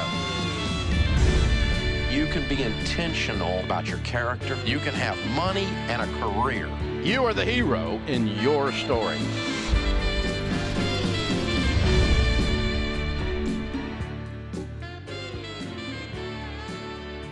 Live from the headquarters of Ramsey Solutions, broadcasting from the Dollar Car Rental Studio, this is The Ramsey Show, where America hangs out to have a conversation about your life and your money. I'm Christy Wright, author of the new book, Take Back Your Time, The Guilt-Free Guide to Life Balance, and I'm joined today by my good friend, Dr. John Deloney, host of the Dr. John Deloney Show, author of the best-selling book, Redefining Anxiety, and we are here for you. Give us a call, 888-825-5225. We're taking your calls about money, as always, but if you want to talk about relationships, you have a relationship question, you have a question about time management. Or work, or business, or all of it. Yeah. A boss that you just can't handle anymore. And let's be honest, they're all related anyway. All related. All the time. You don't have a work life and a home life. All your different areas of your life affect each other. Work affects home affects work, your relationships affects your money. It goes in all directions. Yeah. And so we'd love to talk to you, give you some advice, talk through it with you, help you see your options. 888-825-5225. John, one of the things that I think is really fun here as a team, Ramsey Solutions, and especially in the busy fall season, I feel like we're kind of coming to the end of the fall and the busy season. We're always planning ahead. So I'm curious, what are you working on? What are you excited about? What are you thinking for next year? What kind of things? Well, I was going to tell you, man. Well, first I want to say I haven't got to tell you congratulations on being #1 bestseller, dude. Thanks. That hit the big old numero uno, man. Yeah, that's awesome. That was fun. Thank you. So I turned in my manuscript for a big book. When does this come out? I know it's not like public. It comes out in April. April, okay. Yeah. And so we're excited and starting the whole, getting ready to get that ball rolling downhill now. Does it launch for pre-sale in April? In February. Okay, yeah. gotcha. But it will be a kind of the flag in the sand on how to change your life, and man, just the nonsense and about relationships and mental health and all of it that we've been just sold a bill of goods, man. And here's how to get it back. How was this process different for you than writing Redefining Anxiety? Redefining Anxiety was more of like a grad school paper. I mean, for me, it was like this was more of something I've been working on for about 10 years and just happened to be here. Yes. And so, yeah. There's a team of people that help make sure I can get a little pop off the mouth a little bit, and they'll say, what does that actually mean? And I'll say, I don't really know. And so there's a refining process here, which is great. And there's editors here, so the book will be much shorter than what I submitted, which is good because I talk too much, but I'm looking forward to it. Did you know that when I turned in the manuscript for Business Boutique, well, let me start over. When I wrote Business Boutique, our team, I was a new author, and our team really didn't know if I would have enough words. Oh, yes, we have plenty. We can all laugh about that now in Correct. hindsight. So my instruction was to write until, and I quote, the cows come home. Write until the cows come home. Just keep writing. Like, they were so concerned I wouldn't meet my word count. The minimum word count that they needed was 60 or 70,000 words. I turned in 110,000 words. Oh, yes. Yes. Fun fact for those of you guys that have read Business Boutique, the reason it is the size that it is to spread out all the words to make it physically larger so it wouldn't be a tomb of thickness. That's exactly right. That's basically what I turned in a lot too. So yeah. So luckily we have a good editing team. It's a fun process though. You write put your heart and soul into that, and I know it's going to help a lot of people. So But that's fun. Dave tells the story about one of the way back in the day when he was doing just Financial Peace University, that he had written his first book, and it was it was clear and simple, and the woman who spoke the words over him that have just stuck in his heart for years, finally a finance book I can understand. And that was the echo through this whole writing process for me, which is finally a mental health and relationships book that I can actually understand. That's right. That 99.9% of people can actually pick up, and Yep. it's not 800 pages, and it's not full of all of this complex neuroscience. That stuff's important, and I geek out on that. What I found is my friends don't, and what they do is they just stop reading. Yeah, they give up. And this stuff's too important now. Yeah. We're all frazzled and cooked and burned, and we've got to make some changes. That is such a that's such a gift to take complex ideas and put them in simple Simplify, language yeah. that people can understand. I'm reading a lot of books right now in seminary, and the ones that I can actually understand, I'm so grateful for, versus the people that just try to write to sound like smarty pants. I'm Yeah. like, okay, you're super smart. Now I need a dictionary to look up every other word. I get how smart you are. Could you please explain it in a way And what that I've a human learned can is understand? that's how they talk, like when they're at the movies. Yeah. And my daughter said something the other day. She used a word that was 111 syllables, and my wife and I looked at each other and was like, we're raising nerds. Oh, no. And she's like, yeah, it's because that's what we are, John.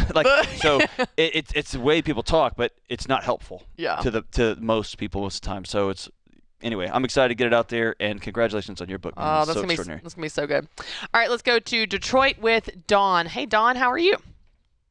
Good, and yourselves? Good. What's going on? Thank you for. I consider myself baby step 4. Do you consider yourself, or you actually are? Hey. Well, I consider I myself haven't been baby step able- 7, but I am not mathematically there. But it's fun to think about it. I have all my debt paid. I have a 6-month emergency fund, but I have not been able to put 15% towards investment because my ELP, we both came to agreement that I was house poor. So I sold the house and moved into an apartment. So I will always have an apartment rent. So I want to try to increase my investments because for 26 years they were frozen. And in addition, I don't know how much to set aside for medical. I usually have $7,000 to $10,000, sometimes $12,000 a year in medical fees or payments. So you're just saying from a budget standpoint how to set aside the money for your medical expenses? Yeah. Mm-hmm. Right.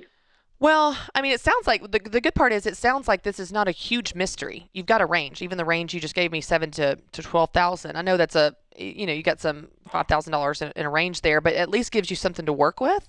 And the good news is that, let's say, for example, you set aside $10,000 and you budgeted that out as, whatever roughly, you wanted to do on a monthly basis, and your medical bills next year in 2022 came in at $15,000. you have an emergency fund for that reason. If there's something above and beyond what you expected or anticipated or budgeted for, especially when we're talking about medical here, that is exactly what that's for. So I think you're in a better position than you might feel like, Dawn, for having that money there. And do you have a health savings account that you can keep this money in?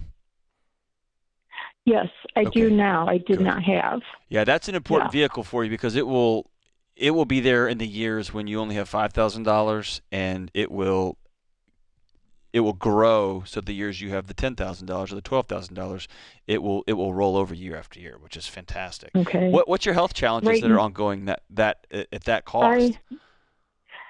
I have autoimmune connective tissue disease with central nervous system. Ugh, that's painful, painful, huh? At times, but just recently I'm in early stages of heart failure. Oh, Dawn. I'm so sorry, Dawn. So sorry. Well, we'll be thinking about it and praying about it, praying for you. But yeah, just be intentional about those costs and put that money away. And it's hard money to put away. Do it every month. Put it into HSA, and we'll roll over for you. And we'll be praying for you. You've done a good job so far, Dawn. You're doing great. This is the Ramsey Show.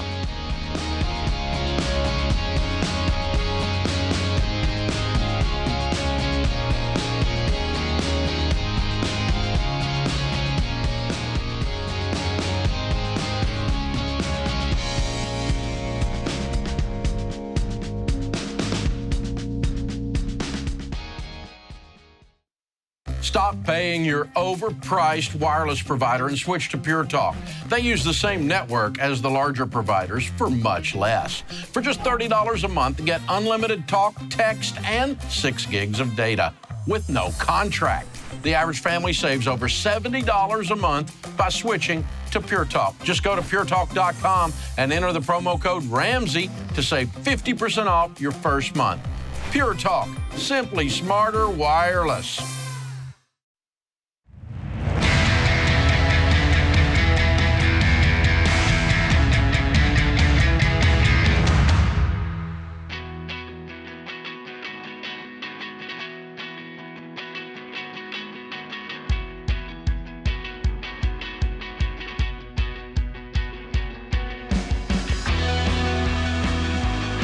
Last 18 months have been a lot of worry, a lot of wondering what would happen next, and maybe that's how you feel about your money too.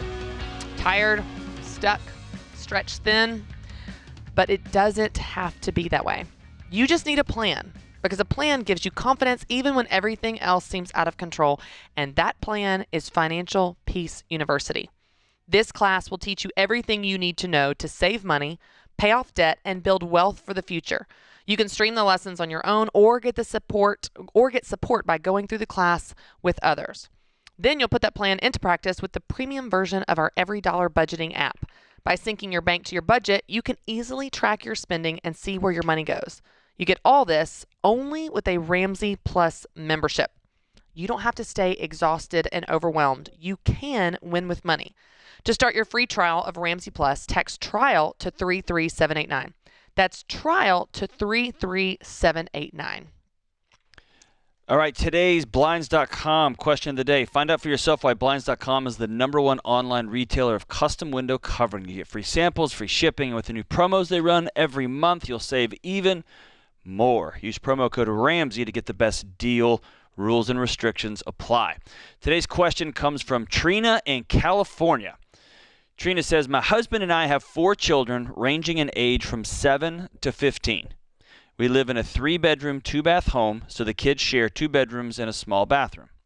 My oldest daughter has anxiety disorder and insomnia, so she struggles with having to share a room. It's also hard on her siblings to share a room with her.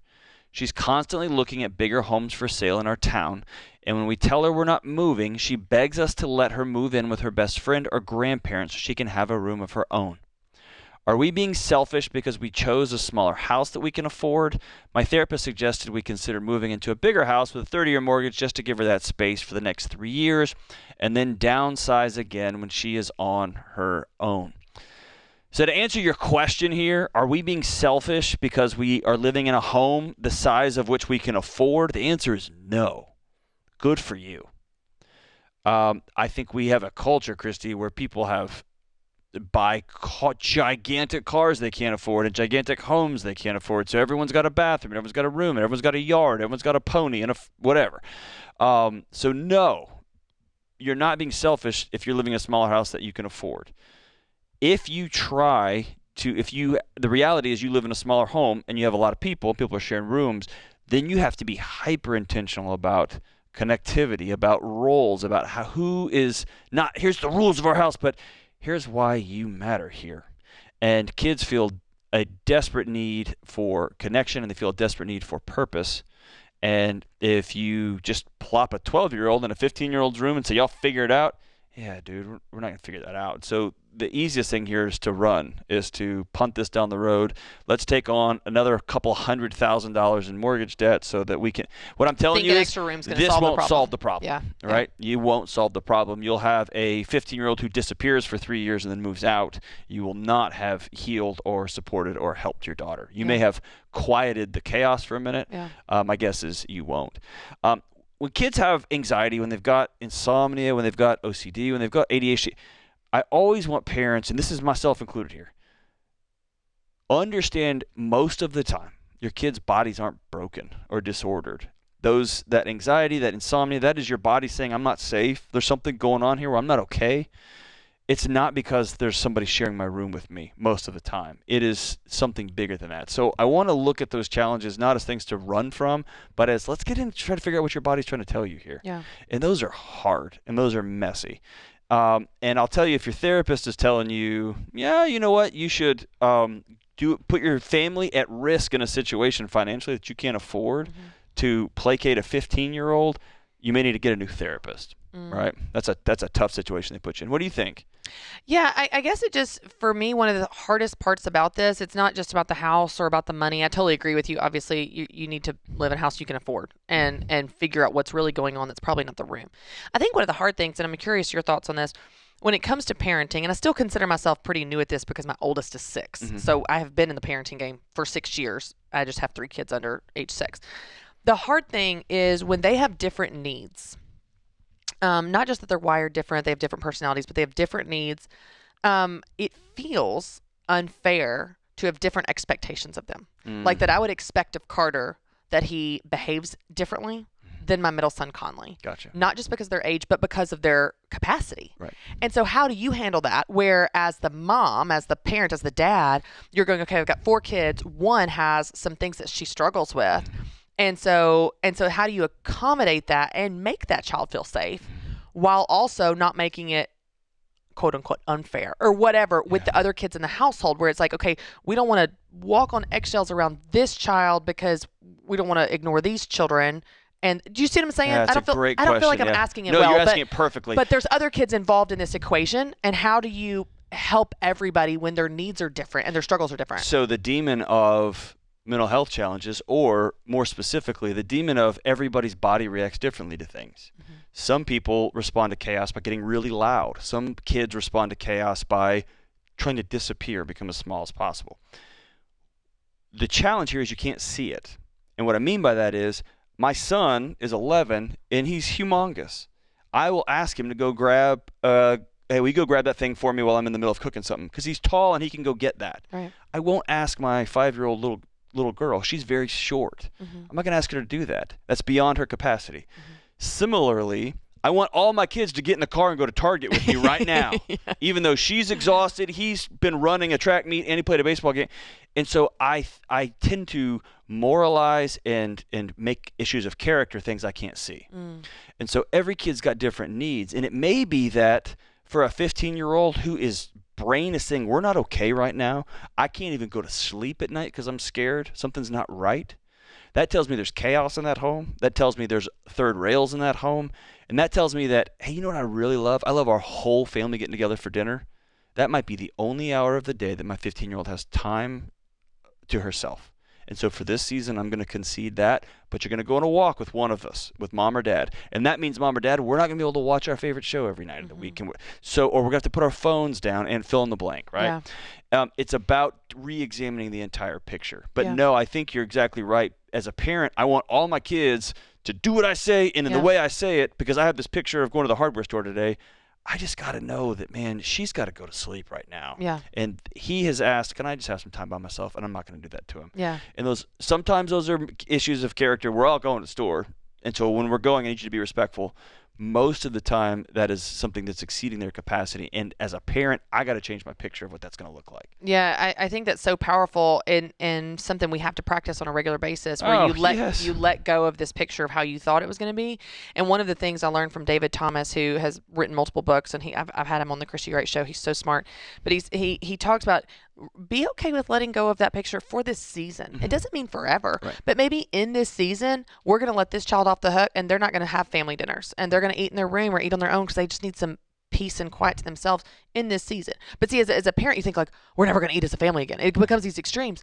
In this season, you can let go of your expectations. And the way that David Thomas said it, which I love how he talked about this, he said, for a better outcome. Yep. You can force it, and everyone's miserable and anxious and not sleeping.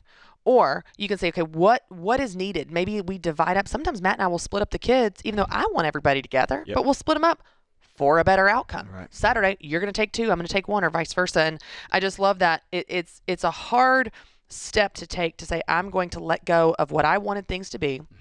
But if it's for a better outcome, then it's amazing, because it really is that act of love of saying, this is going to lead to better results for everybody. Yeah. So think this guides me. If I get to a conversation with my wife and I win and she loses, we both lose. That's right.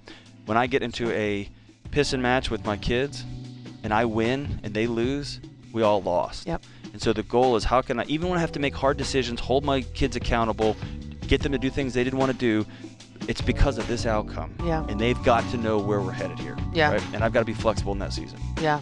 That's good. Being willing to let go of that. That's good. That was a good question. Great Hard question, but I'm glad we talked about it, because I know a lot of people probably can relate to being in something similar.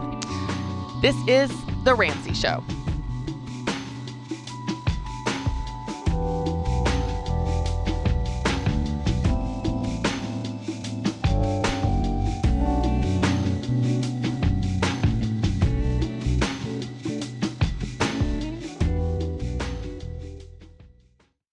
If you're ready to get out there and find a job you love, then you need to hear this. Job hunting can be stressful and time-consuming, but my friends at ZipRecruiter have made the whole job search way easier. ZipRecruiter is rated the #1 job site in the US by G2, and it's free. So how does it work? First, go to ZipRecruiter.com/Ken. Then create a free profile and let their technology do the hard work by finding and sending you jobs that are a great fit. And get this, ZipRecruiter pitches your profile to companies whose jobs match your skills and experience. If someone from that company likes your profile, they can personally invite you to apply for the job. So if you're ready for an easier job search, check out ZipRecruiter.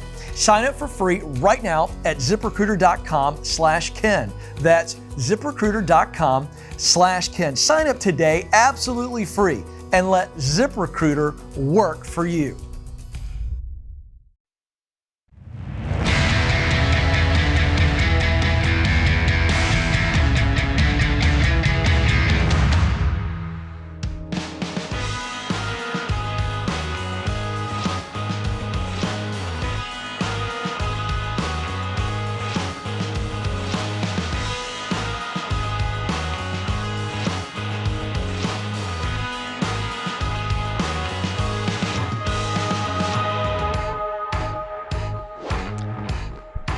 Listen, do not let your valuable time pass you by. Your time is like your money. Once it's gone, it's gone.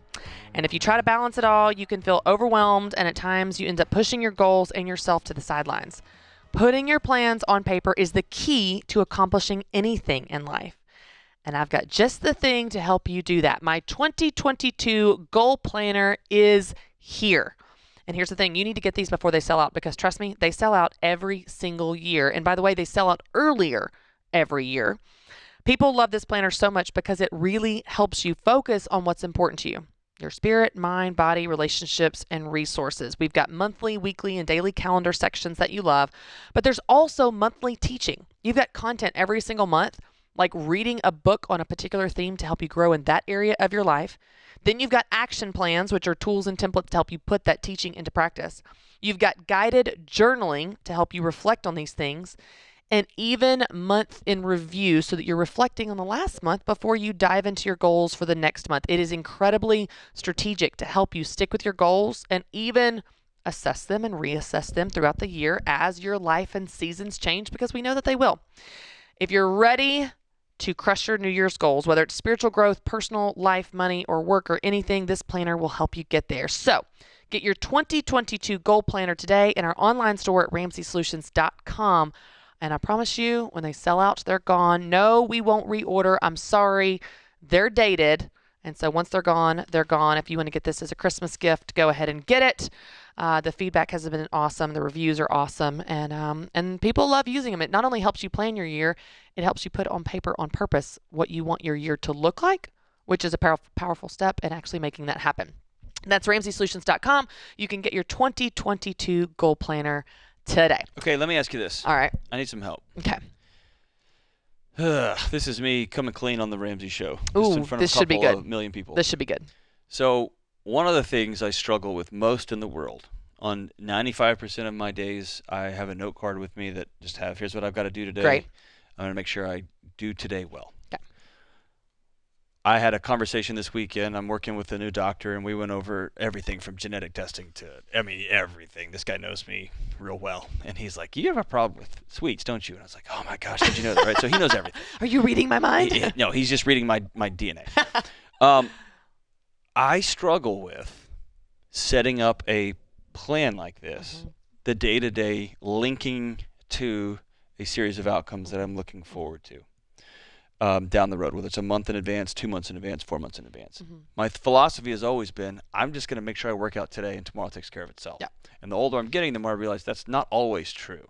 I'll end up somewhere, but it's often far from where the picture I had in my head of where I could have been. Yeah. So this thing, I don't know much about journals. I've bought a few in the past, and they've got like 11 ribbons in them, and they're supposed to go this, back, forth. This thing sells out. Whenever they announce it to our staff, people, it's like Dave's just throwing cash at people. It's like people are screaming like, ah! It's like a Metallica concert when they announce the planners are out. What is the magic sauce, number one, that makes this planner so good? And number two, coach me. Okay, forget the first question. We all know it's good. Help me. What would you tell somebody who struggles with connecting the dots long term? Because the reality is I'm kind of just stumbled through life. Does that make sense? Yes. I think you're being a little either humble or underestimating how much hard work you've actually done that has led to you. No, I've done a ton of hard work. Being right here. You didn't just wake up here. No, I've done a ton of hard work, but it's all like, let's have a good Tuesday. We'll get to. I need a tip or two that's going to help me get from A to B. Okay, here's to link my daily practices with goals. So let me tell you one of the things that I think is the magic of the planner, and it's not a personality style, and it's not. So one of the things that many women experience, and this planner is not just for women, though it's highly feminine looking. It has hot pink on it, so probably most men are not going to buy it, but it's a great gift for their wife. But here's what I think is magical about it. So many women feel this responsibility, either spoken or unspoken, to be cruise director of the universe. They are orchestrating all the pieces of all the people all the time. That's a lot to manage, so this planner helps you manage that. But here's the power of it. It helps you consider yourself in that game. It helps you consider yourself in your week. It helps you consider yourself in your day. Like, how are you taking care of yourself this week? What are you doing towards your goals this week? What do you want your week to look like? And it's not a selfish message of like, bulldoze everybody or else, it's not that. It's just like, hey, in the grand scheme of the 400 things you've got to do, why don't we consider ourselves? How can you grow and take care of your mind? How can you grow in your faith? How can you take care of your body? Journal questions for reflection, just the simple practice of pausing and saying, hey, how do I feel about that? Or how am I doing today? before I'll pile on the pressure of my to-do list, whether it's in a planner or on a sticky note or a napkin. Yeah. So many people, I think all people do this, but I work with a lot of women, so a lot of my products are directed at women. They wake up, they pour the coffee, and they just run as hard as they can. Mm-hmm. And then they collapse. And they never even consider, how am I doing? What are my priorities for the day? We just react to the world around us. And I think that there's something very powerful in getting in the rhythm where you consider yourself in your own life. So such a simple concept, but we don't do it. The reverse engineering of that for those who are singularly focused on their life is, where do you plug into the world around you? Yeah.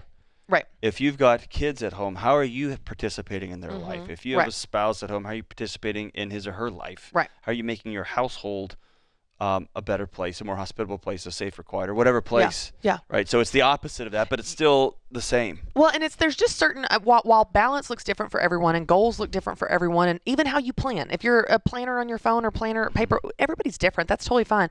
But and I write about this in my book, but there are certain ingredients to living a balanced life. There are certain ingredients that are good to have in your life, regardless of who you are, male or female, any personality style, doesn't matter what kind of planner you are. Having time alone, having key relationships. So even in the weekly planner of the 2020 Goal Planner, there's just about, what am I doing for myself this week? What am I doing for my family this week? And what am I doing for my dream this week? Your dream could be your career or a project or a hobby or your business. So it's just remembering, hey, these are things that each week, not every day, we're not going to do them all every day, but each week, hey, if I haven't done anything to take care of myself in a week, we need to check on that. Self-care is not a pedicure or a spa day once a year on Christmas or your birthday.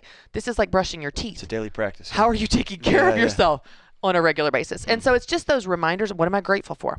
It just gets you in rhythms of paying attention to these different ingredients that create a balanced life. It's not all perfect and it's not a formula, but man, when you have a tool in front of you that just reminds you of what's important to you, it helps you actually pay attention to it, spend time on it. So annoying, Christy. And not miss. Because you're telling me I have to be intentional and make choices. Well, cool. I like your napkin or your sticky note system, though. I think that works great. Yeah, but it provides for a really rudderless life. It's fun, but as my wife reminds me, there's a whole team of people cleaning up the world behind you, John, as you just are like, what if we try this? You know what I mean? Or, that sounds fun. Or, I'm going to the gym. It's like, well, cool. I will make sure the kids have food, right? So it's exactly the opposite of what some focus on, which my life's about everybody else, and I am silent and invisible in this life, versus the other side of it. And again, it's a balance of both. Having both in your life. Well, I think the key that I think people need to remember is the tools that we create for you all, whether that is the Every Dollar Budgeting app, or Ramsey Plus, where you got your course to take your Financial Peace University classes, or John's book on redefining anxiety, or the 2022 Goal Planner. These are tools to help you be the person you want to be, to create the life that you want to lead, to help you do what you say you want to do. The tool in itself is not valuable. Those planners sitting in a warehouse, no, if no one buys benign. it, it's not valuable. It's when you use that to do what's important to you, to spend your time on what's important to you, to think about, what do I want this year to look like? What do I want this month to look like? What do I want my budget to look like? How do I want to get out of debt? The plan is the path for you to get to where you want to be. That's the reason people get out of debt, and it works. So it's the tool, but you're the one that makes it work. That means I got to do it. I see what you're saying here. This is The Ramsey Show.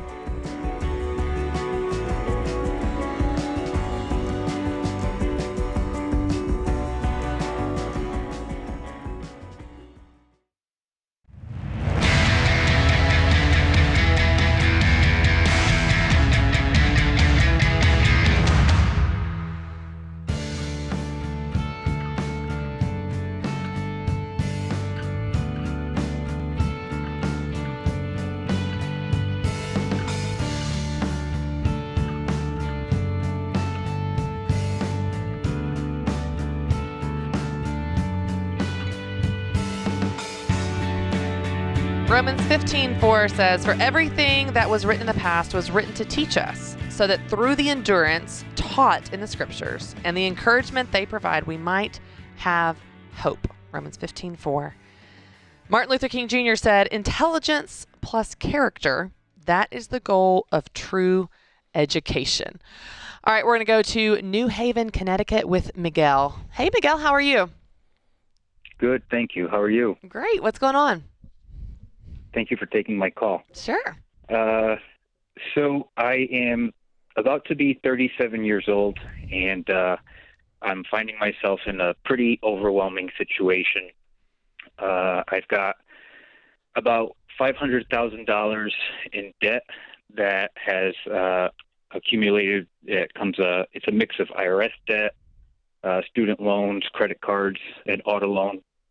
And I'm making $87,000 a year on my income and about $1,750 a month on disability.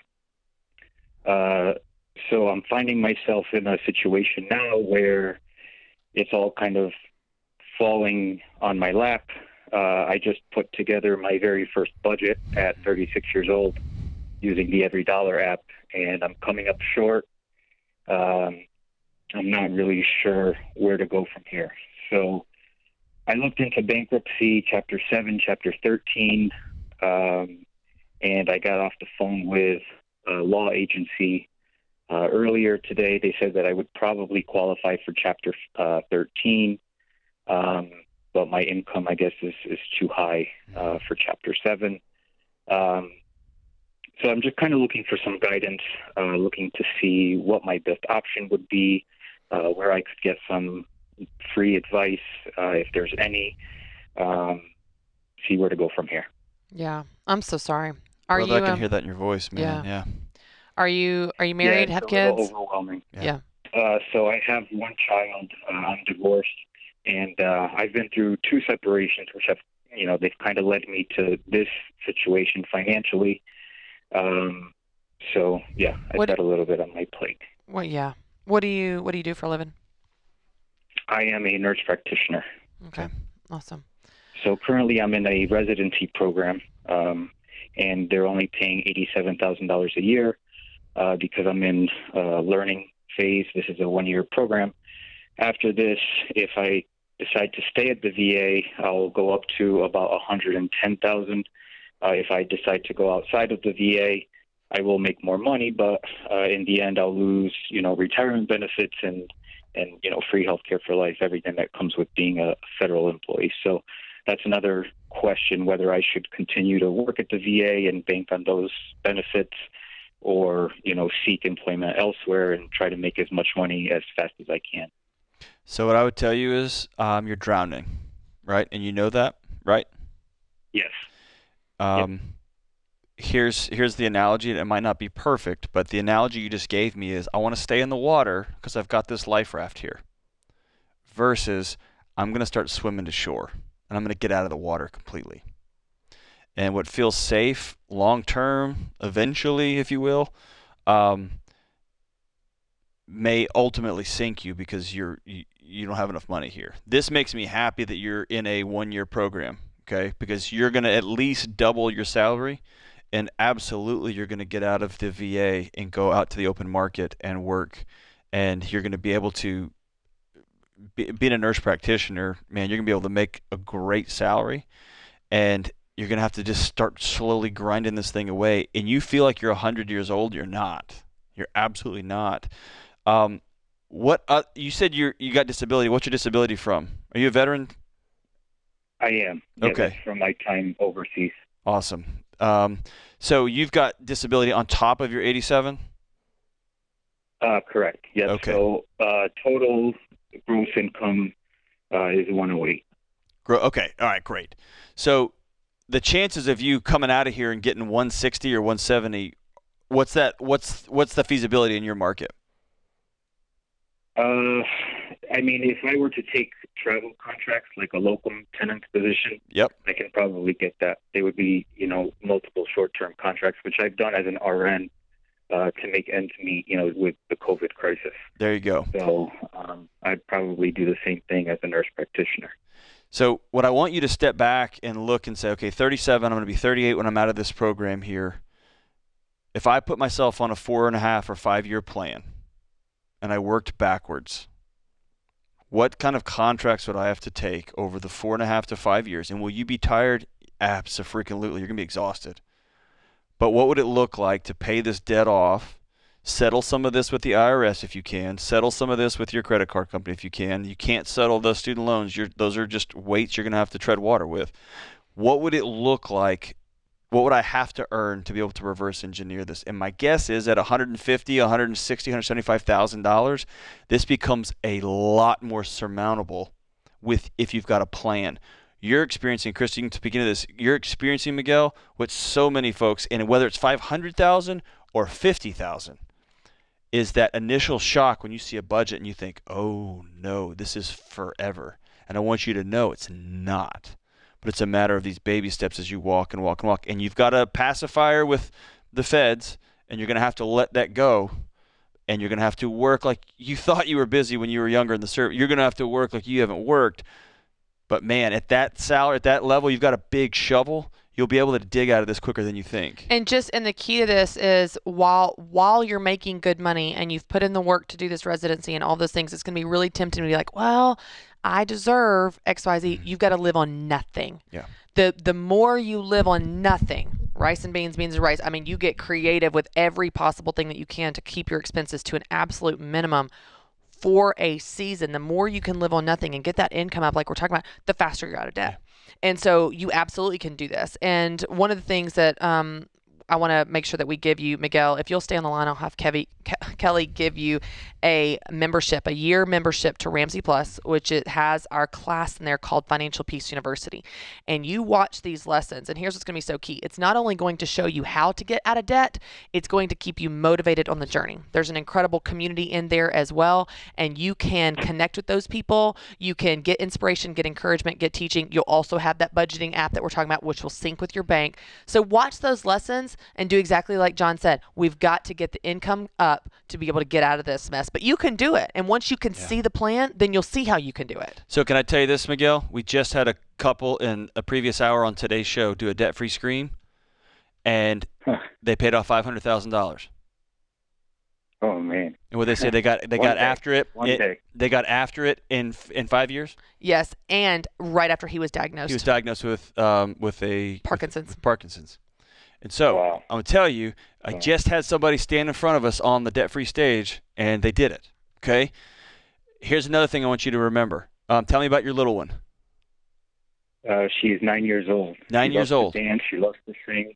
That's awesome. So listen to me. This stops with you.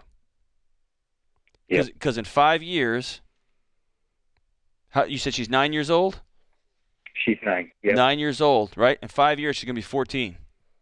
And she's going to have a debt-free dad who walks about 7 inches taller than he is right now. And she's going to get to have a ringside seat to sacrifice, to hard work, to, hey, we don't have the money to go to Disneyland, so we're going camping. We're going fishing. We're going to figure this stuff out. We're going to hang out with Uncle so-and-so and Aunt so-and-so, and they live in this crazy town. And she's going to have a ringside seat to adventure and sacrifice, and she's going to get to watch her family tree change while she's in it. And it's because your sacrifice is not going to go unnoticed. So, brother, you're about to change your family tree, and your daughter's never going to experience this, and your why goes way past this scary moment right now to your legacy, her legacy, and her kid's legacy, brother. So and congratulations. And you call us back when you're debt-free, and you're going to do that debt-free scream on this stage. Absolutely. With us. And we're going to celebrate you because you're going to do it. And I can't wait to watch you do it. It's going to be awesome. Thanks for calling, Miguel. All right, I want to thank producer James Child, associate producer Kelly Daniel, my co-host Dr. John Deloney, and you, America, for listening in. This has been fun. This is The Ramsey Show.